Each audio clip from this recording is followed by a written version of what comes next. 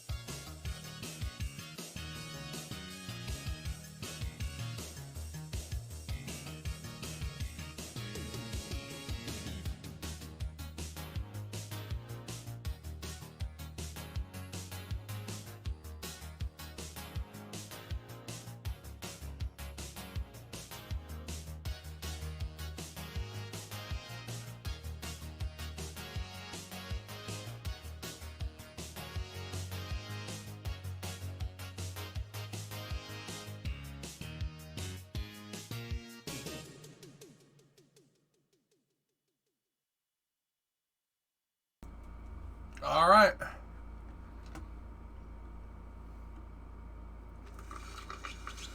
Mmm. Yummy.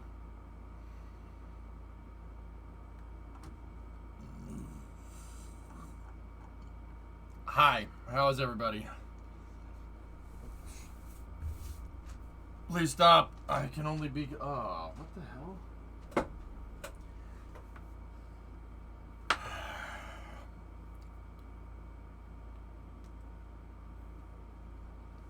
Okay. Are we ready for the spec news? Oh, dang it, I didn't fill the coffee. I actually went and drove, got food, and came back. And that's why it's taking a second. I know where to build the church. You gotta try to get me to the church on time, though.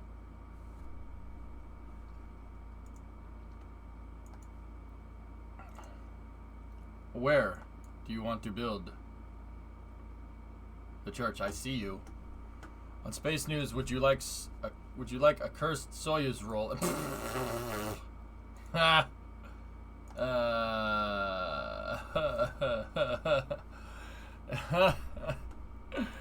Savage.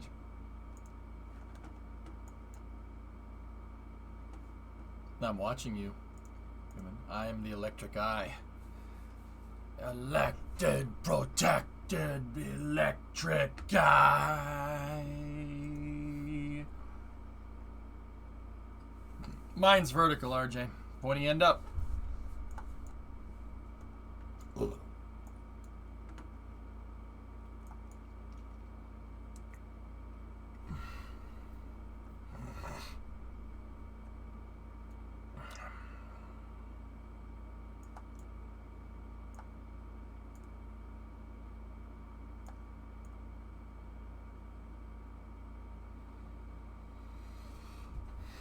Yeah, damn right, Tars. Yeah. Out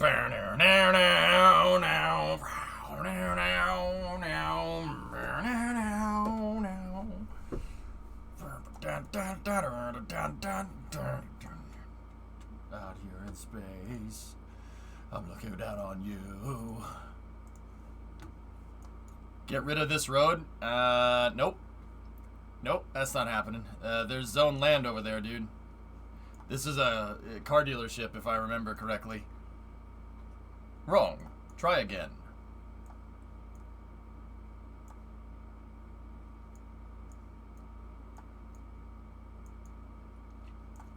That's a good place for a church.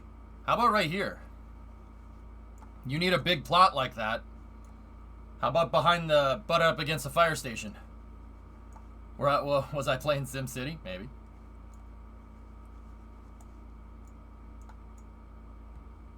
This one, human person. Take the spot on the other side of the fire station. Yeah, right there, and have it face towards the boulevard. It'll look great.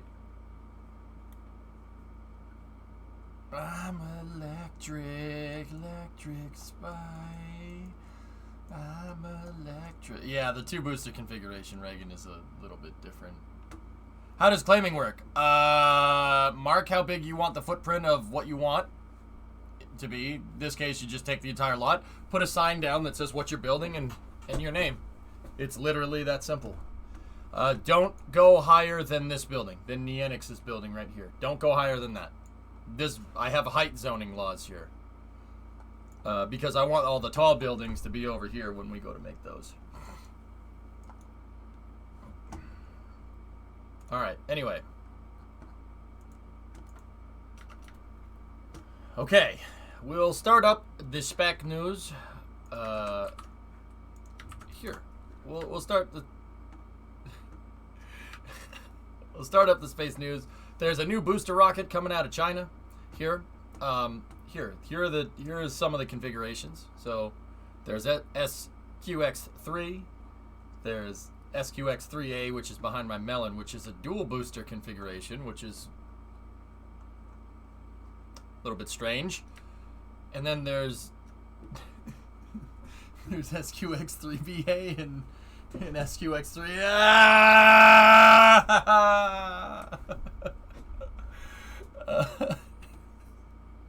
Sorry, that was funny. No, China has that new version. There's a new version of that rocket that plans to have 1 core, 2 core, and 3 core configurations, which is a little strange.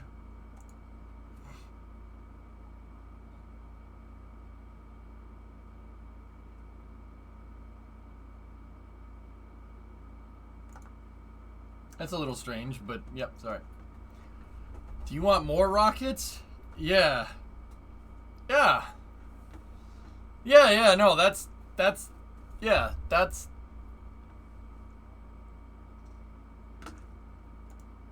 yeah, I mean,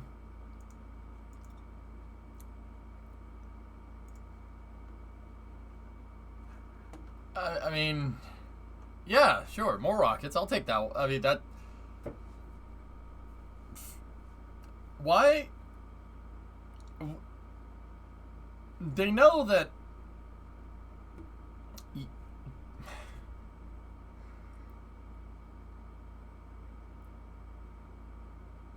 yeah, Doom, they did. So did India. We did it. We did an ASAT test too in the 2000s. That basically an F-15 strato launched a missile, but we made sure we brought the satellite down to decaying orbit, so ours didn't leave any debris. I mean, like, okay, that configuration, the 2 booster configuration, you know that ULA does that because the booster's expendable, right? Like, it kind of defeats the point of reuse. Like, what? If you're reusing boosters, why have a 2 variant configuration? That's like saying, oh, my car only needs 3 tires, even though it has 4 hubs. You know, we don't need that. I don't understand the application, once again. Is no one gonna say it? I don't get what that's supposed to do. I don't get what it's supposed to do, man. Like, I'll be honest with you. Interesting, though. All right. Okay, so let's. This has been the big news lately. Actually, you know what? We'll start with this. I want to start with this.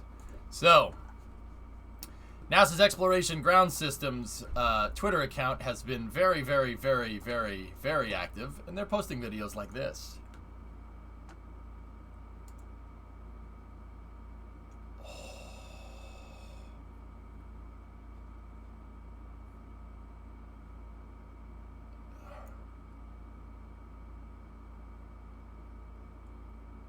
Hello. Yep, Jim, you noticed it too, huh? It's kind of big. Yeah, baby. Oh, yeah. Look, it's been refurbed. And they almost have all the tape off. See all the reflective tape that was down there? They took it all off.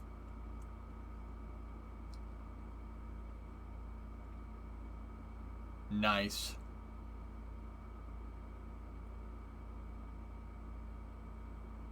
Oh, yeah, baby. That's the SLS core being staged in the transfer aisle.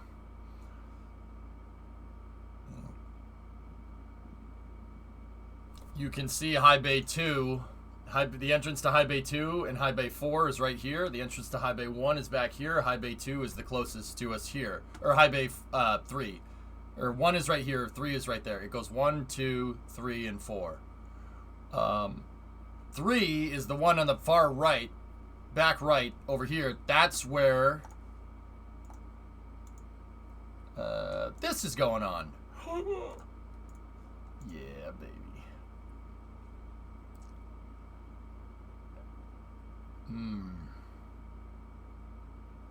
A little bit speedy, yeah. In the upper left wall, the shuttle-shaped banner, that's STS-107's banner. I've given you thoughts on the Ford Maverick. I don't mind it. See last. Okay. Yeah, Hell Hydra, yes, I do. Right. People are, yeah. Okay. Here, let's check out some B-roll footage. Brawl footage.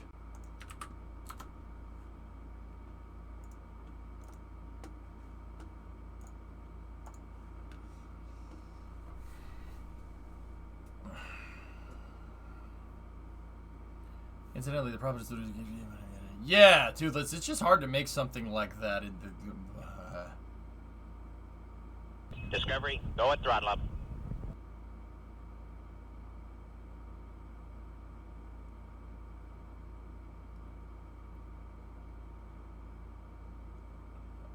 Hi, Chris. 57-month resub. Hands at 10 and 2.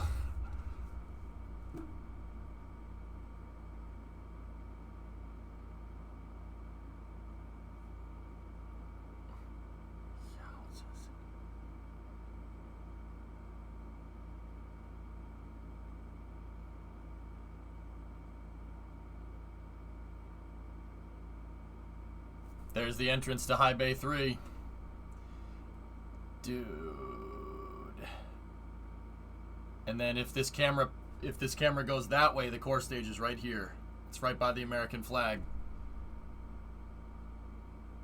Side boosters are like, my eyes are up here, EJ. I'm like, so?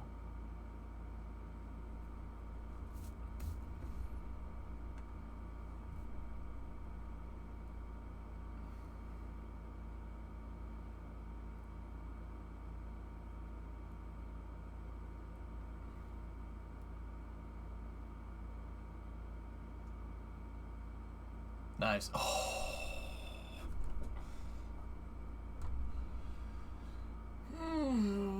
Do we have, oh, we have some nice footage. Yeah, the Raceways Pig Zig are covering up the sides of the logo. There will be, yeah, you'll be able to see the worm logo on the sides. Yeah, Hibbit, they are. Hey, look at the pizza plate.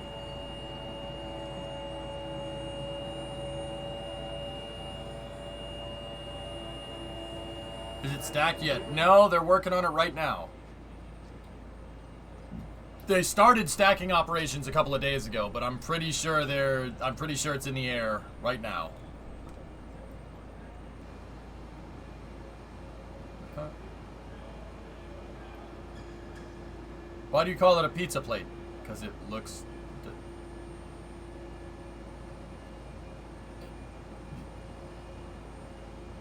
Because forward skirt core stage adapter bracket sounds ridiculous.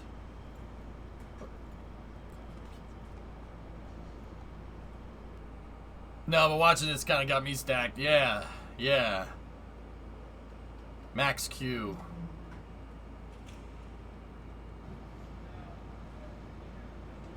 Yeah. That's friggin' awesome, dude.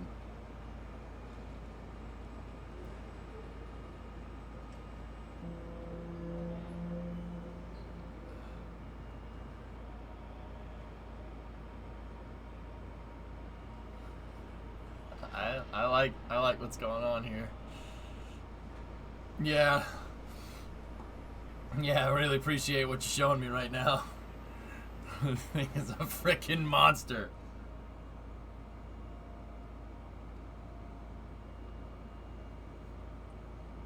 Oh, man.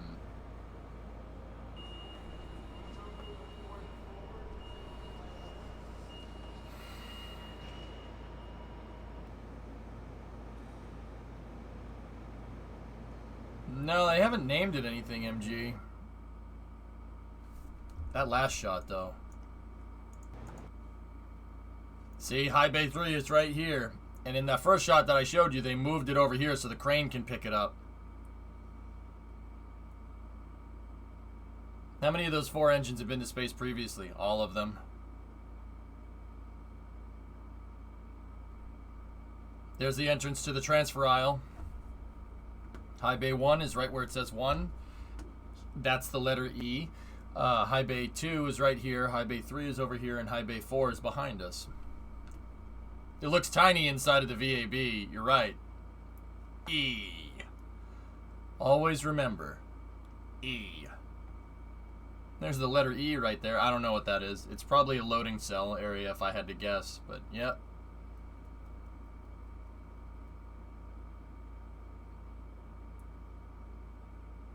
That's cool, man.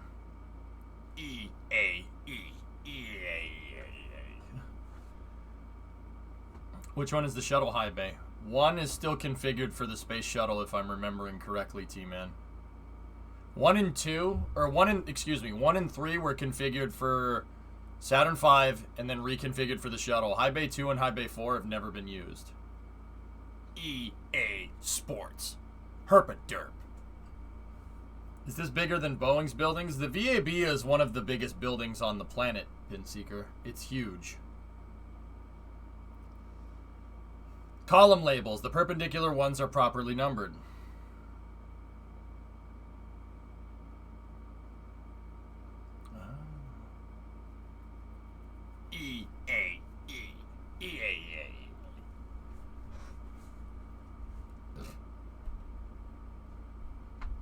Crazy, man.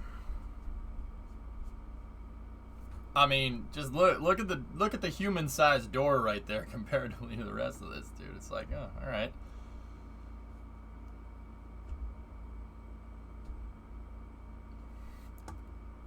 Every Saturn V first stage ever launched has come through that door. Every space shuttle external tank has come through that has flown obviously has come through that door. And now every SLS stage that will be flown will come through that door. Can we make this in Kerbal? Make what?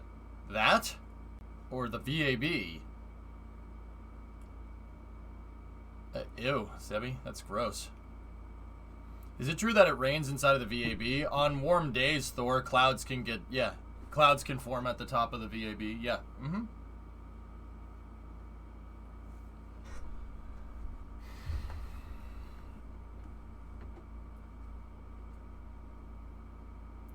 No, the shuttles didn't come through these doors. No, the shuttles they moved the shuttles in through the through high bay 2 and 4.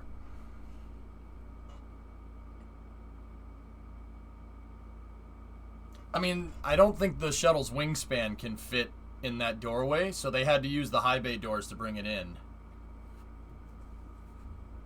That's like blimp hangars? Yeah. I mean, here, check this out. You want to see how big this thing is? The VAB is insane. Like, you think you understand how big it is. You do not understand how big the VAB actually is. It is... Trying to see if we can get a good picture of it here.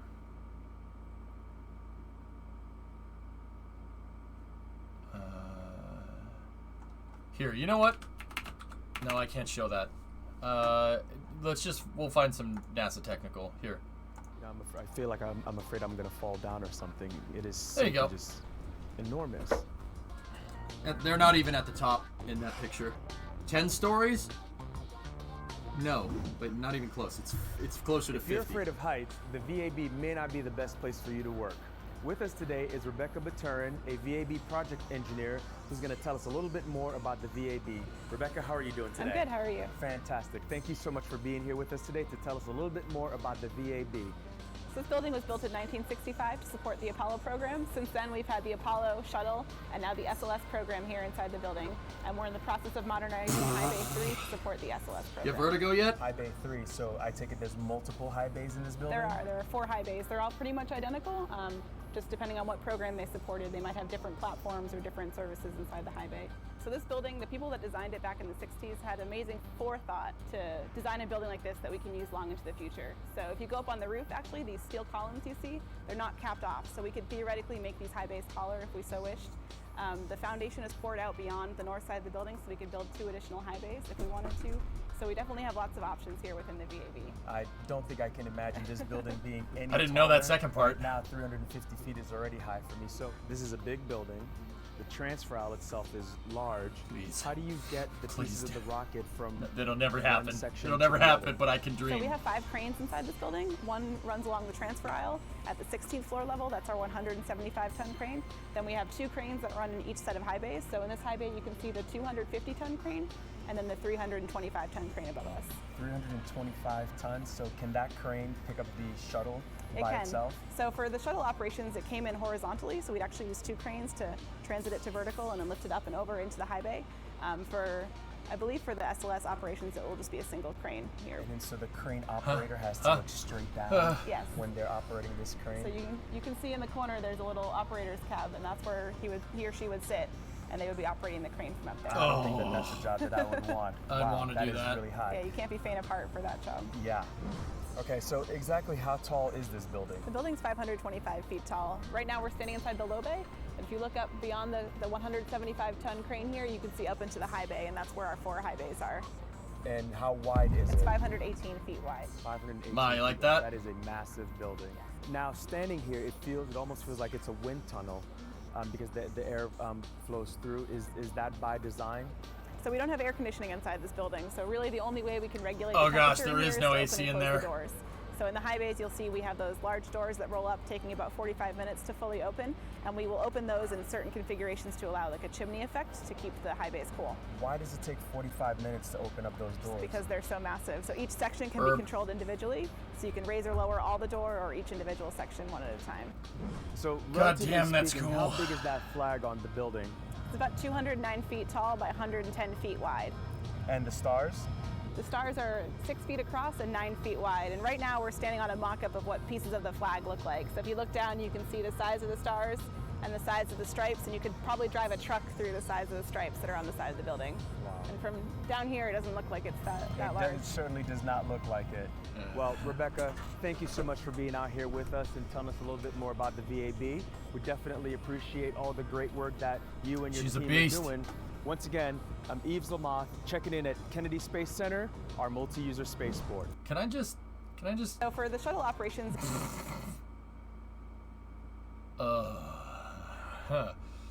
Hey, look. Yeah. All right. Does it really? Okay, the high base on the side. I didn't know that. I didn't know that it has additional. Which orbiter is that?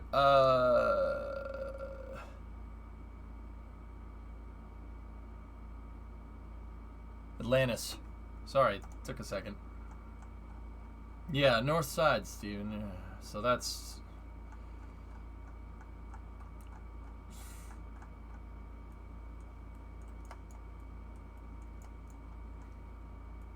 Yeah, it definitely does. Holy balls. It definitely frigging does, dude. Look. Steven, check that. Look at the concrete. They poured the concrete out for the transfer aisle the full way. Holy shnikes, that's insane. I knew that they could go up with the building. You can see the posts going through the roof right there. They can extend the high bays. They can make them higher if they really need to. All you got to do is just move the door mechanism up and make a bigger door, and that's it. Oh, man. Yeah, so high bay 1, 2, 3, and 4. 3 is the one where SLS is being made right now. What are those things on the roof? I'm not sure what these are. I think they're coverings. I think they cover something, so it's not air conditioned. I mean, they have condensers over there, which is weird. I bet you the condensers for these offices here, all the workers' offices in the VAB are over here. It's funny because some of the offices go up the side here too, like you could be like working on the 30th story inside of the VAB. Your office could be there. You wouldn't know. I mean, I know that they future-proofed all of this. 39A is very future. The whole complex 39 is very future-proofed, so you could expand it if they needed to. They put the infrastructure for expansion in because they were anticipating what the Apollo program was doing was basically anticipating that the NASA would continue with the funding levels that it was continuing at. So they anticipated like 3 or 4 pads, 3 mobile launchers, a bunch of high bays to build a bunch of different rockets. Yeah, they didn't think they would get to operational capacity and then be like, nah, never mind. Which is what happened.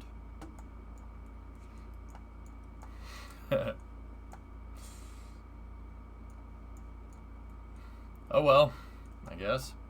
Kind of sucks. What kind of rocket would need to be developed to need a taller door? Nova. Actually, not Nova. I don't know. I don't think they did either. So here, there's a shot in this where they're standing up here. Like, look. So that's SLS's mobile launcher. SLS's mobile launcher, the top story is 305. 305 feet, so that's 30 stories up. Little under 100 meters. The door, see how the door is taller? The door was designed for Nova. It was designed to be bigger. You could expand the mobile launcher and make it go higher if you need to.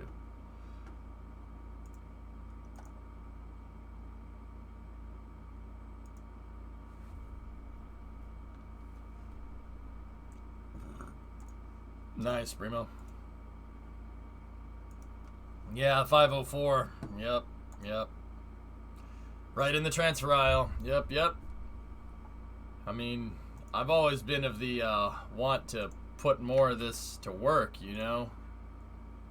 Put more of this stuff to work, man. Not doing anybody any good just sitting there.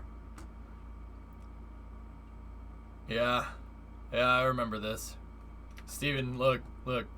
Foreshadowing. Actually, you know what? That's really not a bad way to do that, to be honest with you. That really is not a bad way to get that done. Yeah, everything is Pigzig, yeah. That ain't a bad way to get that done, man. These are very, very, very, very preliminary pictures, though.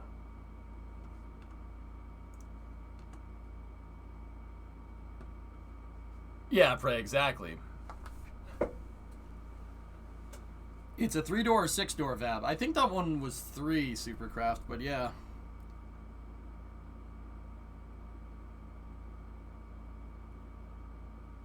The Germans did that with their test pads in World War II. Did what exactly, Doom? Chris, I got that. Yeah, I have that news already.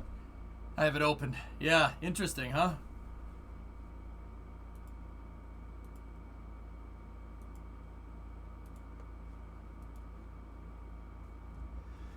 At the moment, there's only one operational bay. Yep.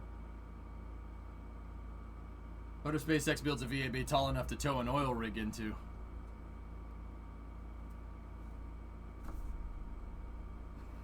Yeah, what if they did? I wouldn't hate that. I wouldn't hate that at all.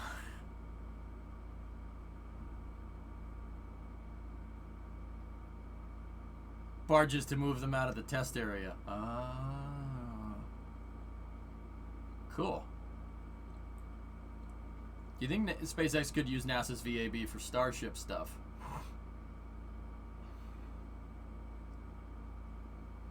Maybe.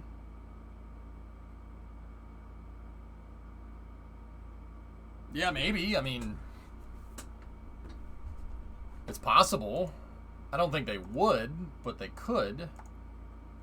Here, one more picture from EGS here.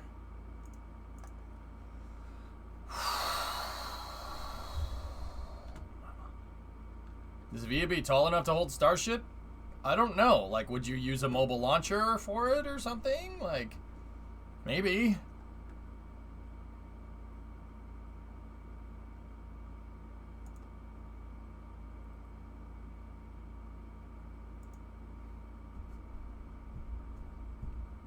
Ah, new pizza plate.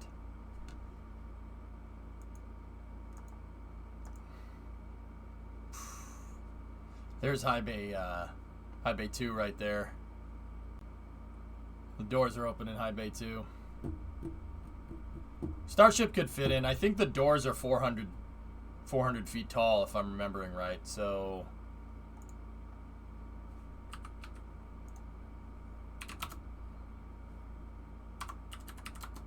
yep. Barely. It'll fit. Barely. But it will fit.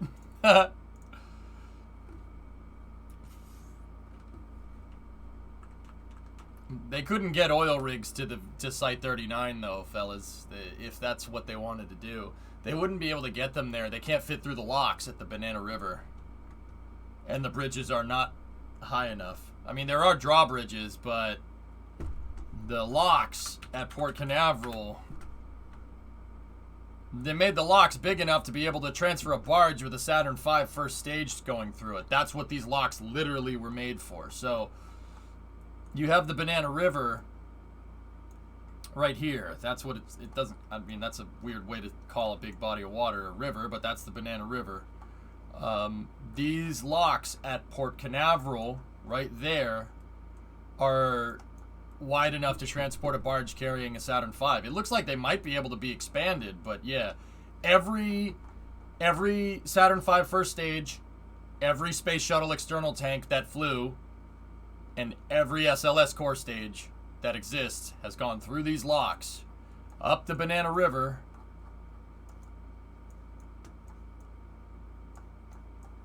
Look, you can see the path up the Banana River.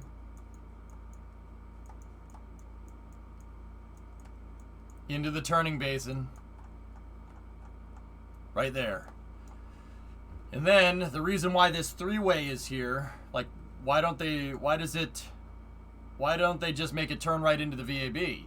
Well, they load the external tanks, the core stages, and the Saturn V first stage were loaded with the business end towards the front. So that means when they pull this out, it's rocket engines facing that way. This concrete slab right here by the press site is where they turn the booster around, they bang a UE with the booster, and then the booster goes into the transfer aisle with its engines facing that way. You see an outline? That outline is Bay. Was a shuttle mortared there? Murdered? Murdered? No. No. That's way too big to be a shuttle, by the way.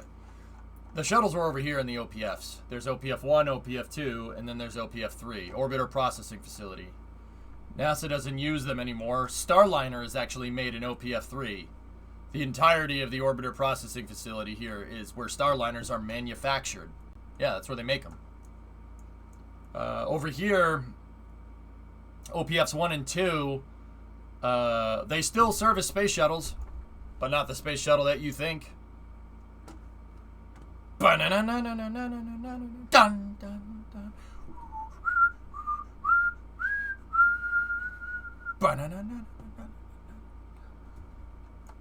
Alright, anyway.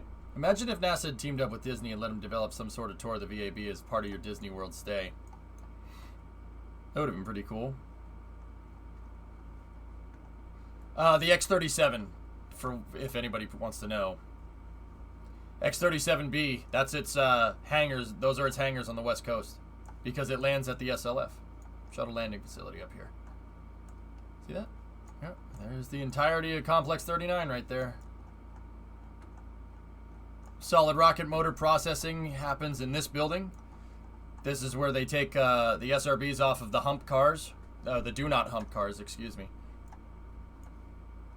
And yeah, this used to be a spur line that goes all the way out to here during the Apollo program. And then some type of infrastructure was out here. I forget what it was. The East Coast? No, East. I thought you said West.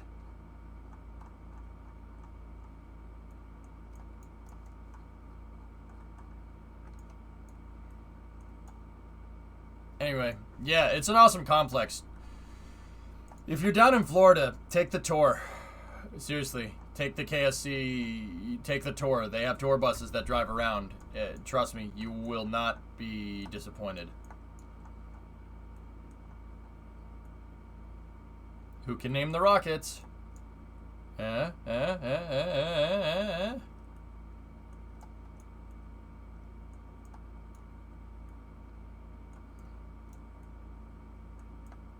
There's no Delta 2 in this picture. Yep.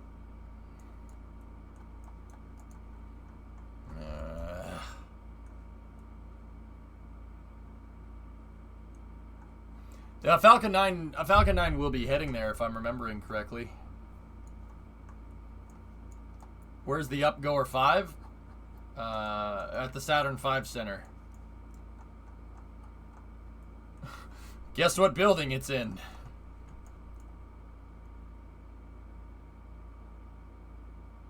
Yep, that's the Saturn V viewing area. It's in the Saturn V shaped building. The little round one. There's an Apollo capsule in there. Does that help?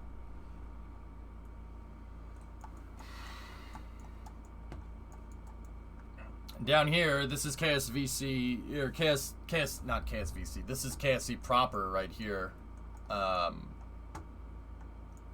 Operations and checkout. So ONC right here is where all of the Apollo CSMs were put together and where the landers were assembled for the Apollo program. Orion is also assembled here too. And then there's the astronaut complex down here. When the astronauts walk out, when they walk out to get into the trucks, it's is it this one? Yeah, it's that one. Pretty sure. Or is it over here? I forget. Yeah, no, it is this one. They come out over here. Are there any N1s on display somewhere? Nope.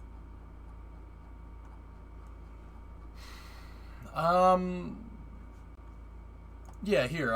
Actually, yes, there is. Hold on.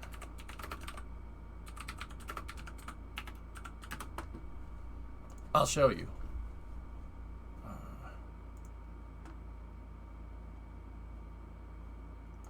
They're around.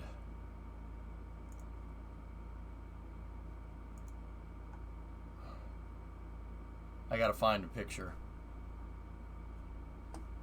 Hey, Scary. It is the other building? Yeah, I was gonna say, that doesn't look right. Yeah, Scary, that picture's amazing.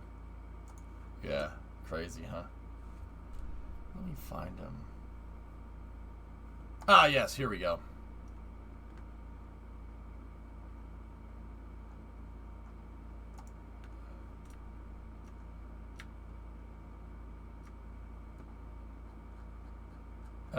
I gotta scroll through. Give me 1 second. It's in an article somewhere because we can't view images anymore, right? Like, that's too much to ask for. Here you go.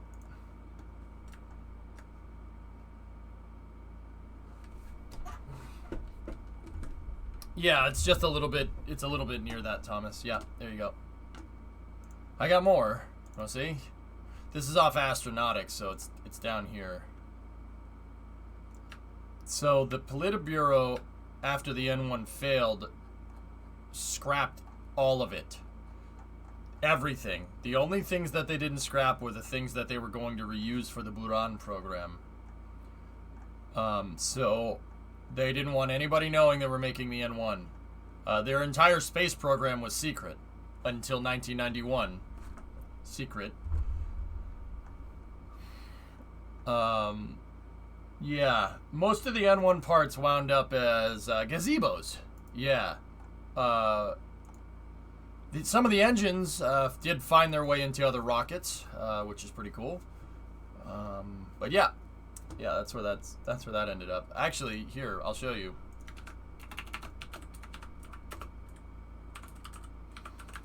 Some of the N1's actual motors, and when I say the N1's actual motors, I mean the motors that were on the production line in the 60s. In the 60s to fly on moon rockets that hadn't flown yet. They actually found their way into another rocket. Seriously. Antares, before it had RD-190 or RD-181s on it, right? It had AJ-26s on it. Those are quite literally they're actual N1 engines that. And it's a crazy story. They're the actual N1 engines. After they ordered all of this stuff scrapped, right? The guys that engineered the rocket motors in the Soviet Union, they were like, scrap all this. And they said, yeah, sure, all right. And they took all the rocket motors and they stored them in a warehouse off the books. They stored them in a climate-controlled warehouse off the books. It's a great story, actually.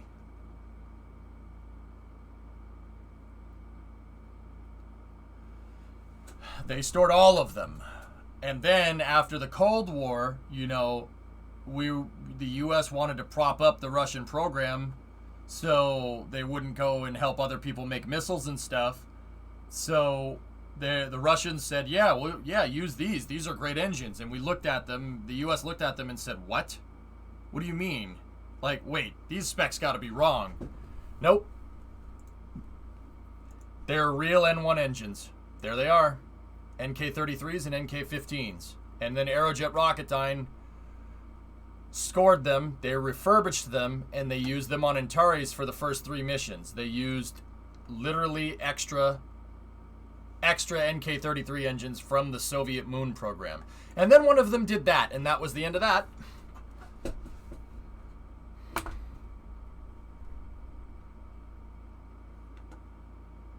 Yeah. Yeah. That was a bad day. I watched that live. It did an N1.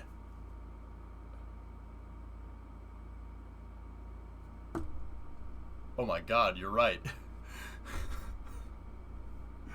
Oh my goodness, you're right. Oh my goodness. Oh no. Yeah, that's nice. Phil, yeah, the gimbal, that's cool. Oh God, it did the exact same thing. Oh no. Oh, that's so messed up.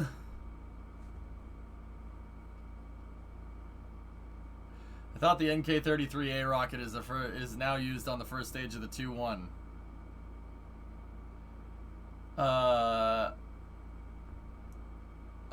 I'm pretty sure that's an RD-108 and an RD-107. Could be wrong though. We've had an anomaly? We have to secure the area? We've had an anomaly! The 2-1V or 2-1B? What are you guys talking about?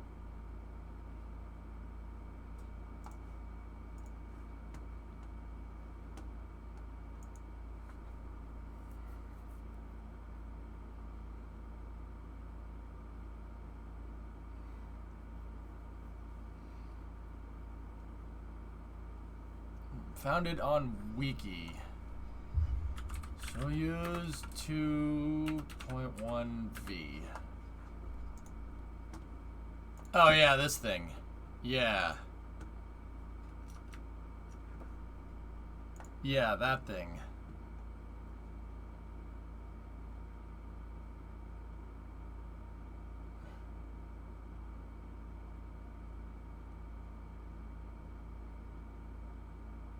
Yeah, that's not a Soyuz. I don't care what anybody says.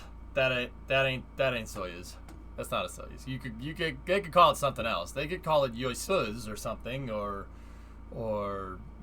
Pravda, or you can call it Vostok. You know you can't call it that either. You could call it banana or science or something, or you know you could call it Akula. You could call it shark if you want, but that's not a Soyuz. No. No. That's not a Soyuz. I don't care what Soyuz says. That's not a Soyuz. Hey, look, in this day and age, I could just choose to not acknowledge truth, right? It's what seems to be the norm nowadays. Anyway, moving on. I could just choose to do that. That's fine. I reject your reality and substitute my own. Speaking of people that do that for real. So, this has been the big news in the past couple of days. Oh yeah, L100's using the same naming scheme as the Mustang Mach-E. Oh boy. The truth is out there. So Jeff Bezos is going to be the first crew, him and his brother are going to be the first crew and whoever won that auction. The auction, I think, got to 3.2 million, with the proceeds going to Amazon's charity. So Jeff Bezos, his brother, I don't even know the dude's name, and whoever won that is going to fly on the NS-16, the first crew on New Shepard, going up into space and back. Okay, Mr. Savage. Elon be like Race to the Moon. I mean, the live auction is on Saturday? What?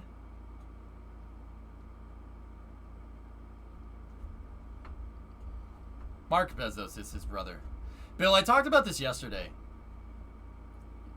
Anybody here that has a sibling? You know how you have, like, it's kind of a sibling rivalry, you see who wants to do better, etc., etc. What does Mark Bezos do? That guy could be a millionaire. He could literally be a millionaire and in his father's eyes be seen as a failure compared to his brother. Oh my God. Like, Dad, I just bought $1 million yacht. All right, good. Your brother has $600 million yachts. The hell, son, do better. Like, he's a volunteer firefighter. That's cool. That's cool. Mark is still Oh, what the hell, man? Yo. Jeff Bezos will be the most valuable payload ever flown on a rocket. Oh, no. Oh, my God. You guys are bad. You guys are bad, man. I started foundation work on the plot you showed me. All right, cool. Imagine if Branson wins the bid. That would be funny as hell. Yeah, right. Scary. True that, man.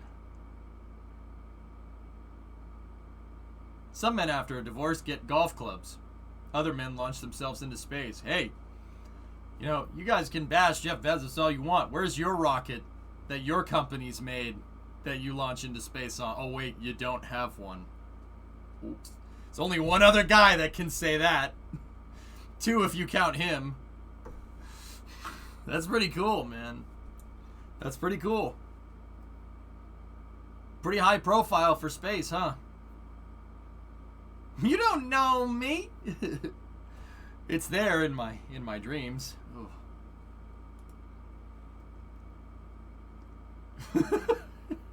Oh, Forge, that's terrible. Jeez. So, that's pretty rad. Hi. Does Amazon Prime accept 2-day shipping to the ISS? Asking for a friend. Yes. No. Maybe. No. Yes. But actually, no. But maybe. Yeah.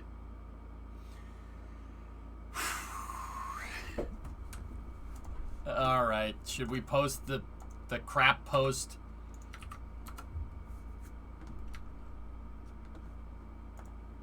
Meanwhile, at Blue Origin, where's our lucky auction winner? Already waiting, sir.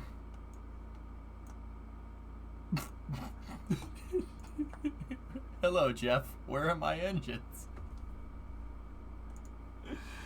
Oh, no. Oh, no. It's so bad. Dude. Oh, God. That's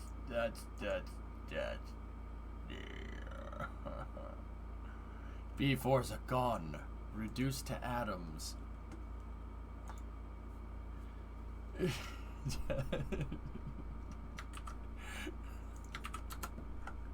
What?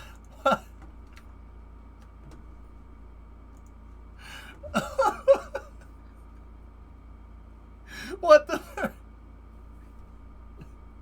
Jesus Christ. Oh, man.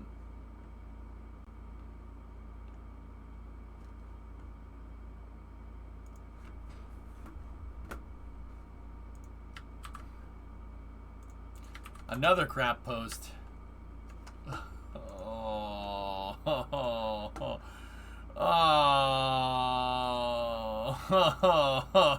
no. No. No. Where are they, Ted? Where are they, Ted?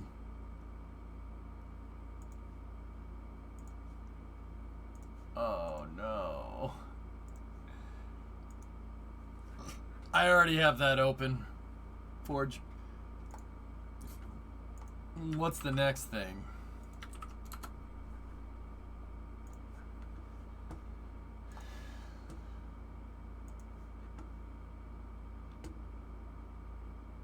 No, Novemvingen Tuppelvent.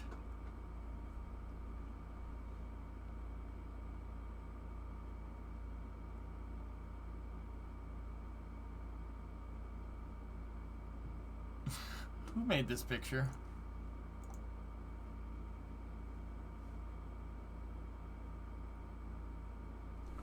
Oh yeah, Novas, I think it's great, man. It's cool. Hey, look. How many people have the stones to strap themselves to their own rocket and launch themselves into space? I'm fairly confident no one has ever done that before. You know, and, hey, it goes above the Kármán line. I mean, yeah, it's not orbit, but... Alright. GAO report on Vulcan. Oh, yeah, you guys just linking the same things over and over again. That's great. So... Didn't that one... Flat Earth guy do that? Yeah. Yes, he did. I never said you had to be smart. I said you had to have balls. If you're gonna be dumb, you better be tough.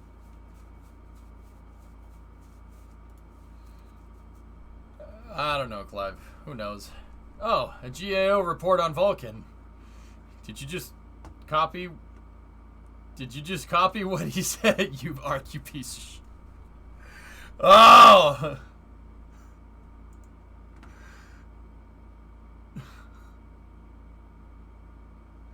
What is this? What the hell is, what the...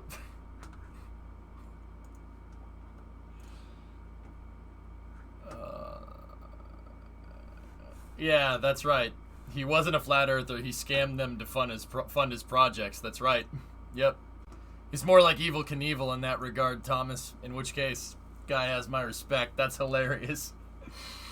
He scammed flat earthers to fund his stunt. What a legend. Mad Mike Hughes, yeah. Yeah, that's his name, Trippy. I forgot his name temporarily. It's on the tip of my tongue. But yeah. What a legend. That's awesome. He definitely did that. Yeah, that's awesome. That was the best when his family came out after he passed away. He's like, oh yeah, no, he didn't believe that. He just wanted money. I'm like, yes! Awesome, dude. Oh, that would have been awesome. Hey, guy attached himself to a freaking water heater with a nozzle at the end. Takes balls, man. I wouldn't do that. I wouldn't do that with something that I made. Screw that. Screw that.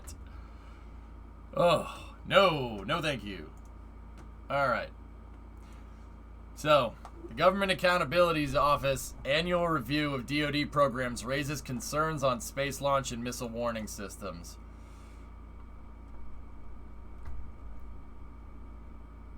Didn't he die in that thing? Yeah. Yeah, he did. Technical challenges in the development of United Launch Alliance's new Vulcan rocket could prevent the Department of Defense from ending its reliance on the Russian-made RD-180 rocket engine by 2022, as requested by Congress. National Security Space Launch was one of the 107 military programs reviewed by the watchdog agency in its 2021 annual report on the performance of major defense acquisitions. This article is by Sandra Irwin over at Space News. I would link it in chat, but it's already been linked a bunch of times. Yes, and just as I said that, someone linked it in chat. Thank you guys for being so helpful.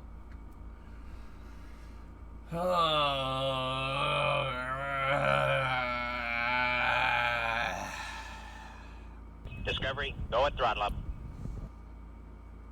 The Government Accountability Office said delays in development of Vulcan's main engine could make it difficult to comply with legislation that bans DoD from procuring launches on RD-180 powered vehicles beyond 2022.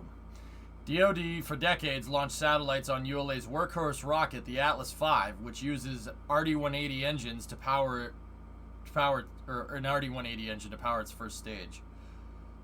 In 2016, Congress directed the Pentagon to stop using launch vehicles powered by Russian engines and only allowed the Department of Defense to award contracts for Atlas V launches through 2022. Biff gifted a sub to Thomas. Thank you. Biff! Sorry. The DoD in August of 2020 awarded ULA and SpaceX five-year launch service contracts for approximately 34 launches starting in 2022 and continuing through 2027. For this contract, ULA bid its new Vulcan rocket, which uses the domestically produced BE-4 engine made by Blue Origin.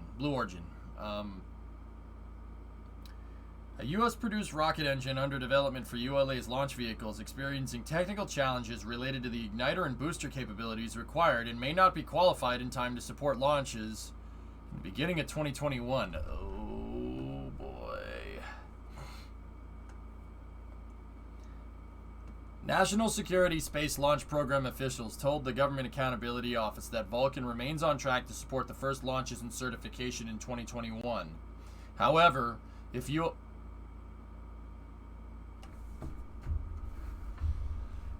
Can I rewind for a second? A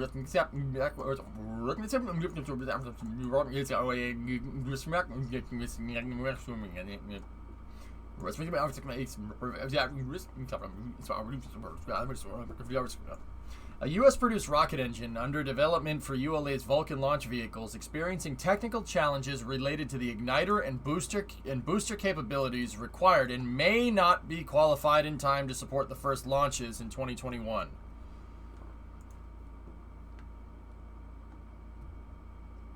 National Security Space Launch Program officials told the GAO that Vulcan remains on track to support the first launches and certification in 2021.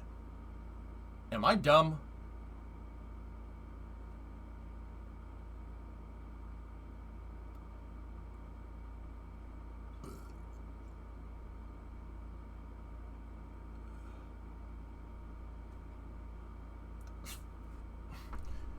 Challenges related to the booster capabilities required and may not be qualified in time to support the first launches in 2021. Remains on track to support the first launches in certification in 2021. Am I dumb? Well, Jim, I mean, crayon eaters recognize crayon eaters, bro. I mean, I'll eat crayons for fun. I'll eat colored pencils. I don't care. But also, at the same time, does that say in the same sentence almost that it may be qualified in 2021 and it may not be qualified in 2021? What? Am I stupid? Like, am I reading this right?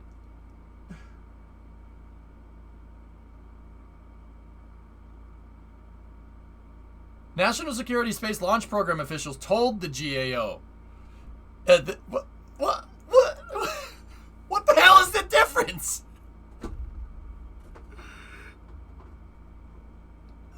What? I'm so confused.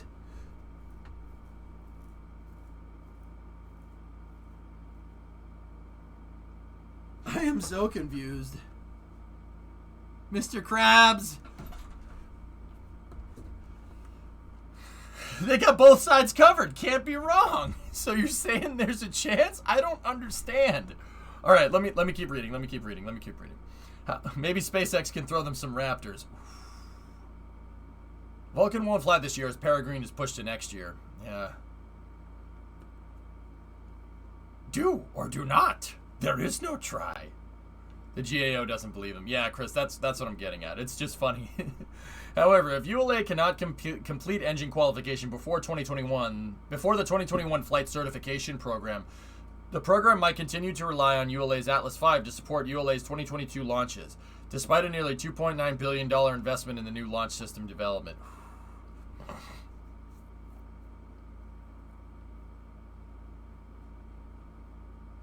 Raptor also may be experiencing some igniter issues.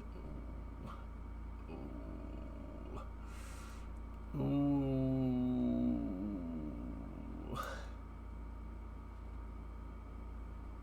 See last. Nah, I'm good.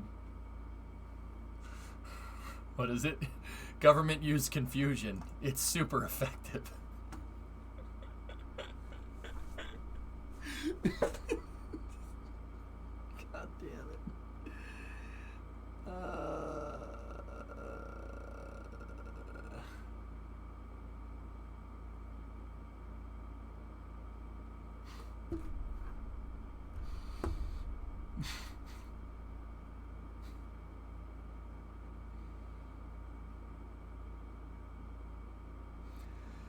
Oh, you brought up the crap post first.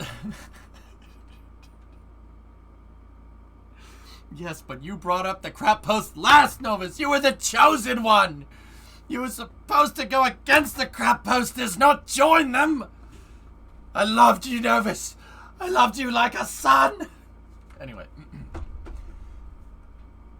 Vulcan needs 2 missions to be certified for NSSL. The GAO says that the probability of Vulcan is being ready is really slim, and ULA confirmed that when they switched to the first NSSL. Yeah, okay. You are my brother. Oh, yeah, that's what he says. I don't know. I'm here for the prequel memes. Well, hello there.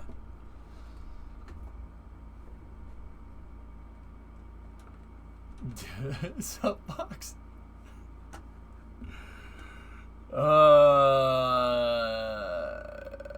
Okay.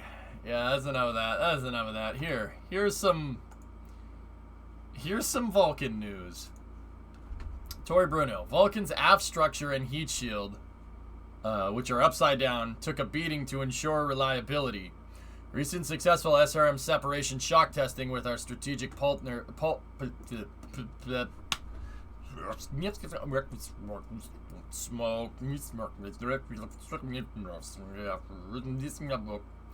Vulcan's aft structure and heat shield upside down took a beating to ensure reliability. Recent successful SRM separation shock testing with our strategic partner Dynetics.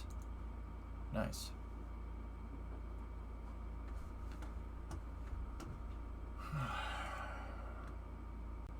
Huh. Alright. Anyway, let's see what's going on over in Russia here. Smoke.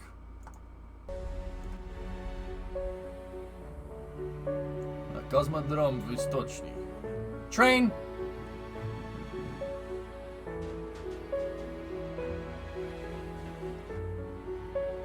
I like trains. I like trains. I like trains.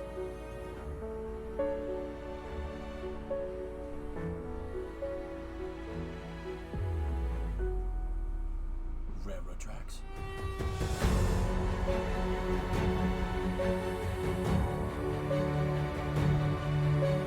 Railroad tracks. Do not hump.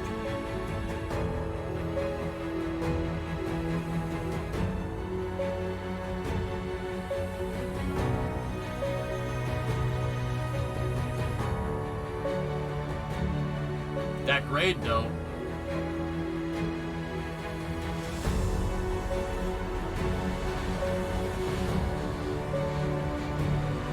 We did, Vex, yeah.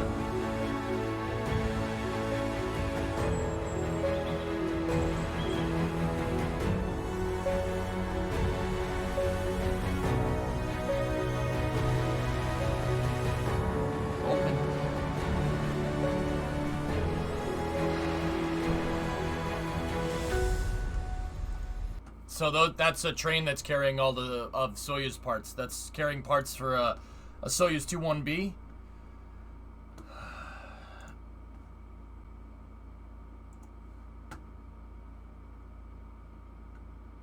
What I'm wondering... Okay. Yeah, these are carrying all the parts.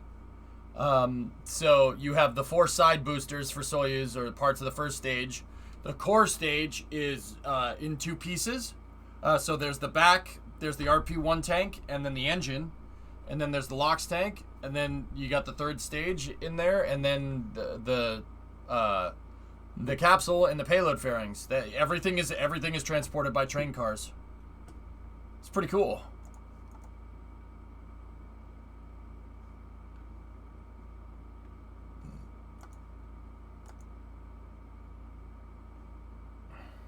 Electric? Yeah. Meh.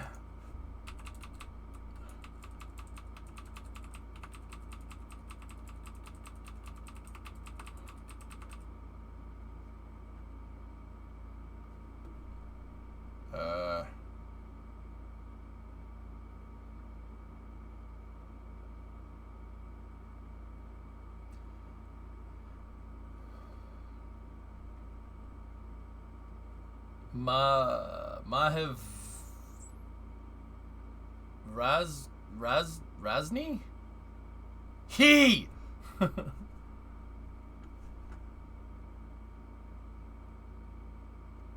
Samir, Naga, do not read me? Ah. Sorry, man.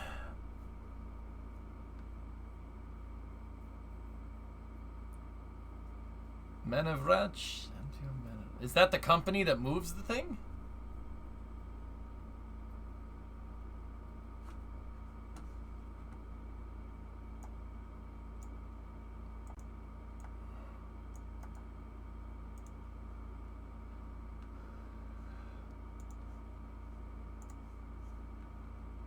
That says do not hump, doesn't it? I'm not going to chop your hand off. Nope, it says something like do not hump. Don't roll down the hill, right? Yep. It says do not hump. Do not hump the rocket train, okay? All right? The Russians aren't the only ones that do that, okay?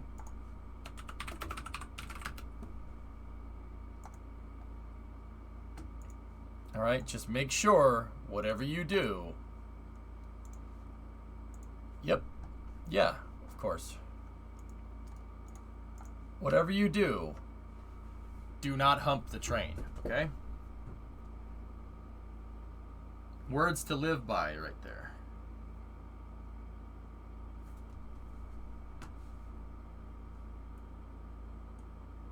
All right? Just don't do it. What does humping mean for trains?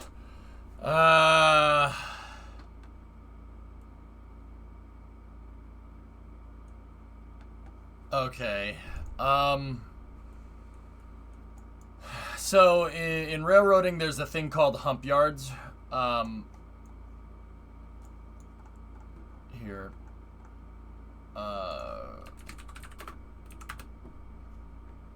In railroading, there's things called hump yards. Okay, so what do hump yards do? Hump yards basically, and this is why the Russian one says don't roll down the hill, okay? So the hump yards basically have, at one end of the yard, you have a gigantic hill, right? So you can tell that that train track right there is going over those train tracks, and since trains go under it, it's pretty high up off the ground, okay? So what the hump yard does is at the top of the hill, you have, well, I'll say how it used to work and how it works now. Up here, you have a guy that trips a decoupler, not that type of decoupler, not rockets, a decoupler that uncouples each train car, right? And then there's a guy that throws switches, right? And the guy that throws the switches selects which track it goes down. Hump yards are a gigantic sorter for freight yards. That's what they are. Nowadays, there's a guy up here, the decoupler is automatic, and there's basically a barcode scanner up here, and just beep, sets the switches, car stages to the next freight train. So say you have a train that's coming in, and all the cars on the train need to be split up to 3 other trains that are going to 3 different cities. You put it through the hump yard. It scans the thing, and then it goes down here. There's brakes right here. That's what all these darker sections are. There's brakes. And then it sorts it for you. It's a sorter for railroad cars. Can I tell you why an SRB freewheeling down these tracks and then rolling in and coupling itself to another train could be a bad idea? Yeah, also with the Soyuz, same thing. The Russians have everybody uses hump yards. The Russians, the Europeans, we do, China does, everybody uses those. No, lols, but people have linked me pictures. Yeah. Hump yards are cool. They've been using them for a long time. That's how they stage freight trains. Instead of one guy, like, taking a locomotive, pulling off 5 cars and putting them over here, putting out 5 cars and putting them over here. No, just back one freight train up the humper. So, long story short, don't hump the rocket. In 2 languages, don't hump the rocket.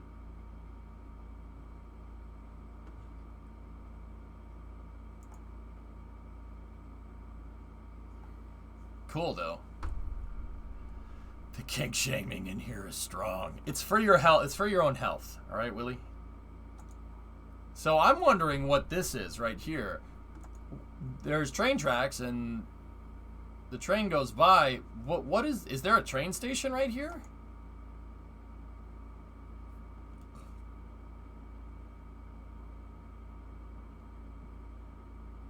What is this? Is this a train station? Nothing. You didn't see that. You didn't see it because it isn't there.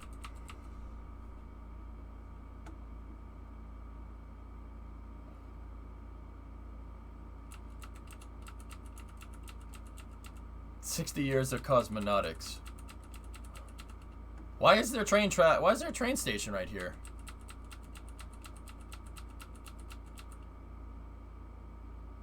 Imagine being these guys. It's just, oh, alright, fine. Build the train station in my backyard. Do I have a choice? No. Okay. Yeah, we did, Nikita. We looked on this exact road. In fact, that intersection right there is where where Google Earth stops. Yeah, see? See, these fine Russians driving on the correct side of the road. Good job.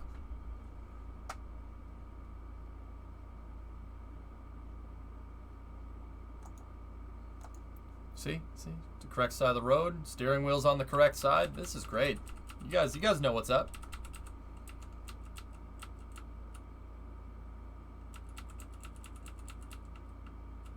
Yep, there's the transfer building over there. Where's the pad?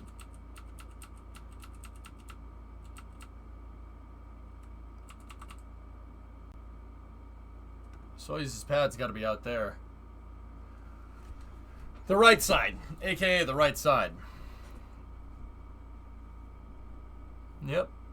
That's carrying all Soyuz parts. It's cool. Neat. That grade though, man, damn. That must be a pain in the butt to move a train down that thing. Village, okay, the village is the guards, yeah.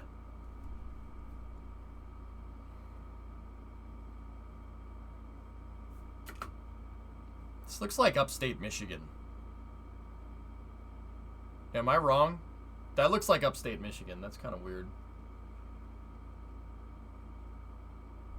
I think so. Napfron, yeah. Michigansky, yep.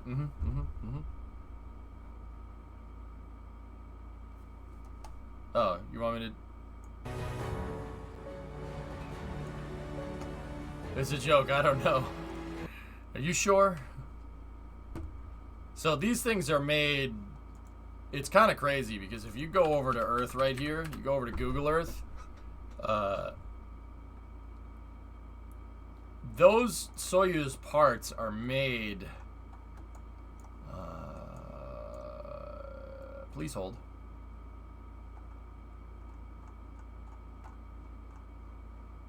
Where's the river? There's the river.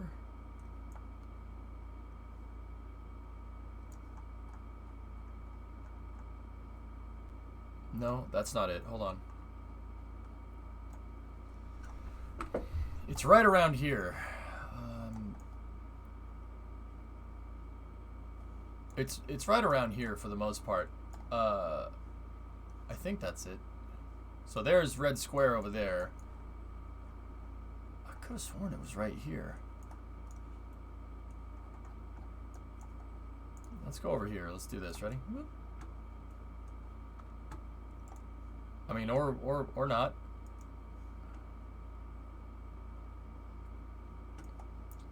Roscosmos is building their new headquarters, and they're right next to Khrunichev, I think. Maybe it's over here.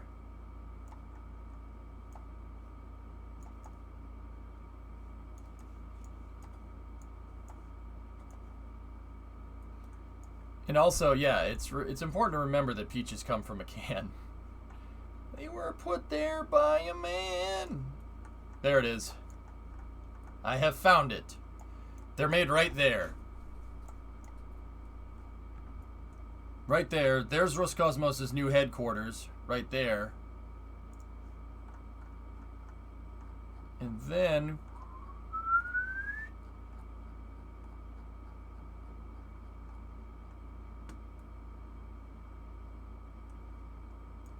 they are moved by rail all the way over here to the Amur Oblast. Uglegorsk.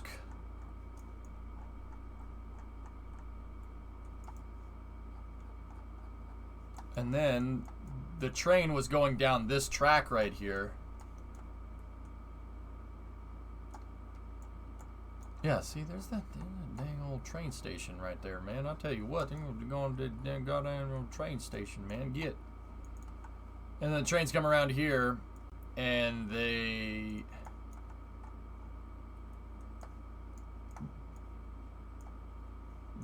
It goes into that building right there, and then the rocket's assembled in here, and rocket comes out over this side and goes down here to rocket launch pad. Hey, Liam. All you had to do was follow the dang train, EJ. I think... Where's the,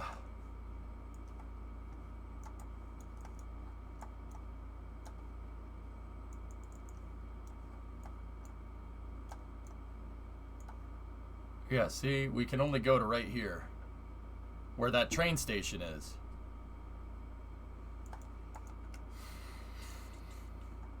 It's not completed in this picture.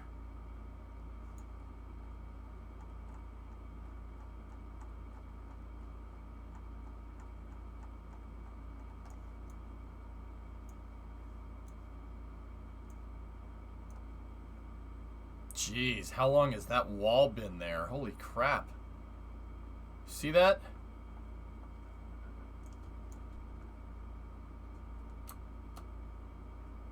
What are your thoughts on the 2 oil rigs being converted into starship pads? That's pretty cool.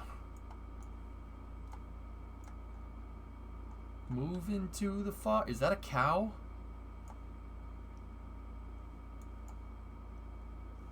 Moving to the Far East, gonna launch me a lot of rockets. Moving to the Far East, I'm gonna launch me a lot of rockets. Cosmonaut.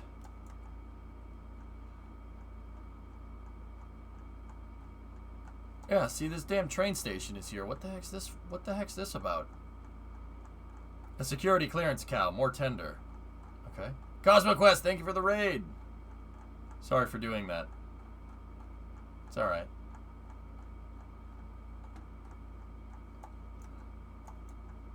We are looking at the Russian train station, Cosmo Quest Raiders. How are you today? Privet, Cosmo Quest. Welcome to rural Russia. I mean... Medco, you say that. You say that, but also at the same time, peep this. Here, ready?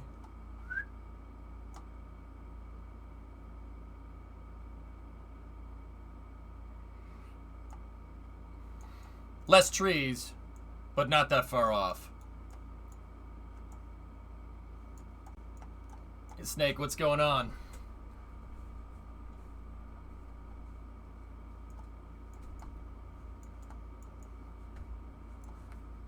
There's nothing out there, man, but farms. Nothing out there but corn. Well, it's corn, cattle, a lot of other things. There's a bunch of stuff out there. Soybeans. But yeah. Yeah, I hear you, man. There's cows out there. Cows roaming around and stuff. Not to be even a bad meeting. No, I got you, man. I got you. Yeah, no. It seems quiet. Except when the rocket goes off.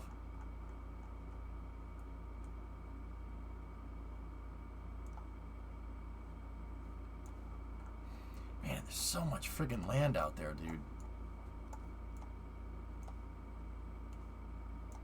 Good afternoon from the Great White North. Oh, Nazalik, what's up there? You freaking crazy me, you know, Wool Parka guy. I was gonna say something a lot worse, but you know, hey, that works too. Why put the rocket out there? Because this is one of the few places that Russia has actually nothing next to it east. Yeah. Soyuz rockets are made in one of these buildings. I mean, how many times you want to post that for me to see it? Is it going to be a different building than I pointed out?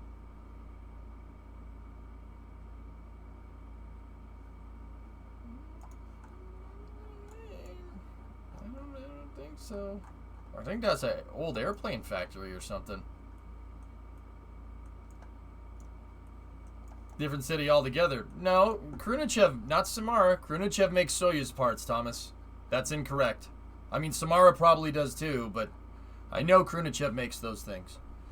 They make some part in the subassembly Khrunichev makes, and then they also make Angar's Perseus upper stage.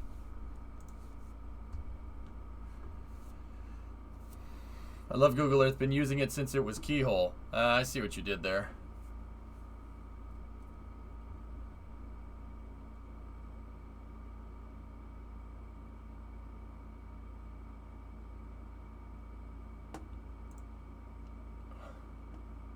There's no food at the Minecraft McDonald's. Oh, dear. Alright. Let's see. Jupiter's moon Ganymede is seen up close for the first time in 21 years. This comes from Stephen Clark over at Spaceflight Now.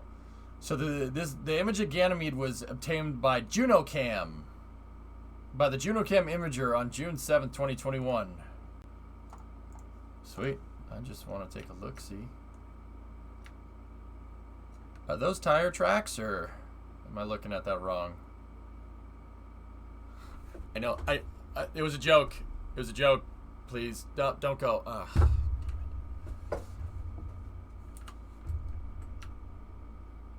Cool.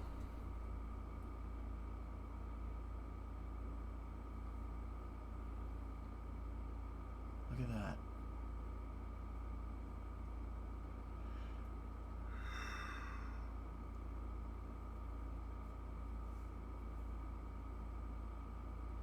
They also love trucks. Yeah, it must be consumerist.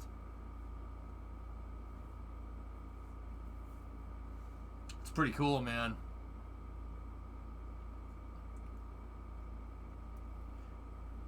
We should send some people over there.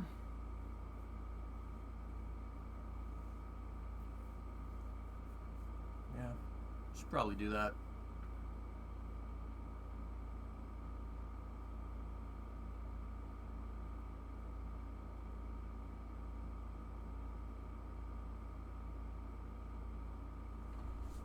Here, let me. You know what? I don't know too much about Ganymede. I'm not gonna lie to you.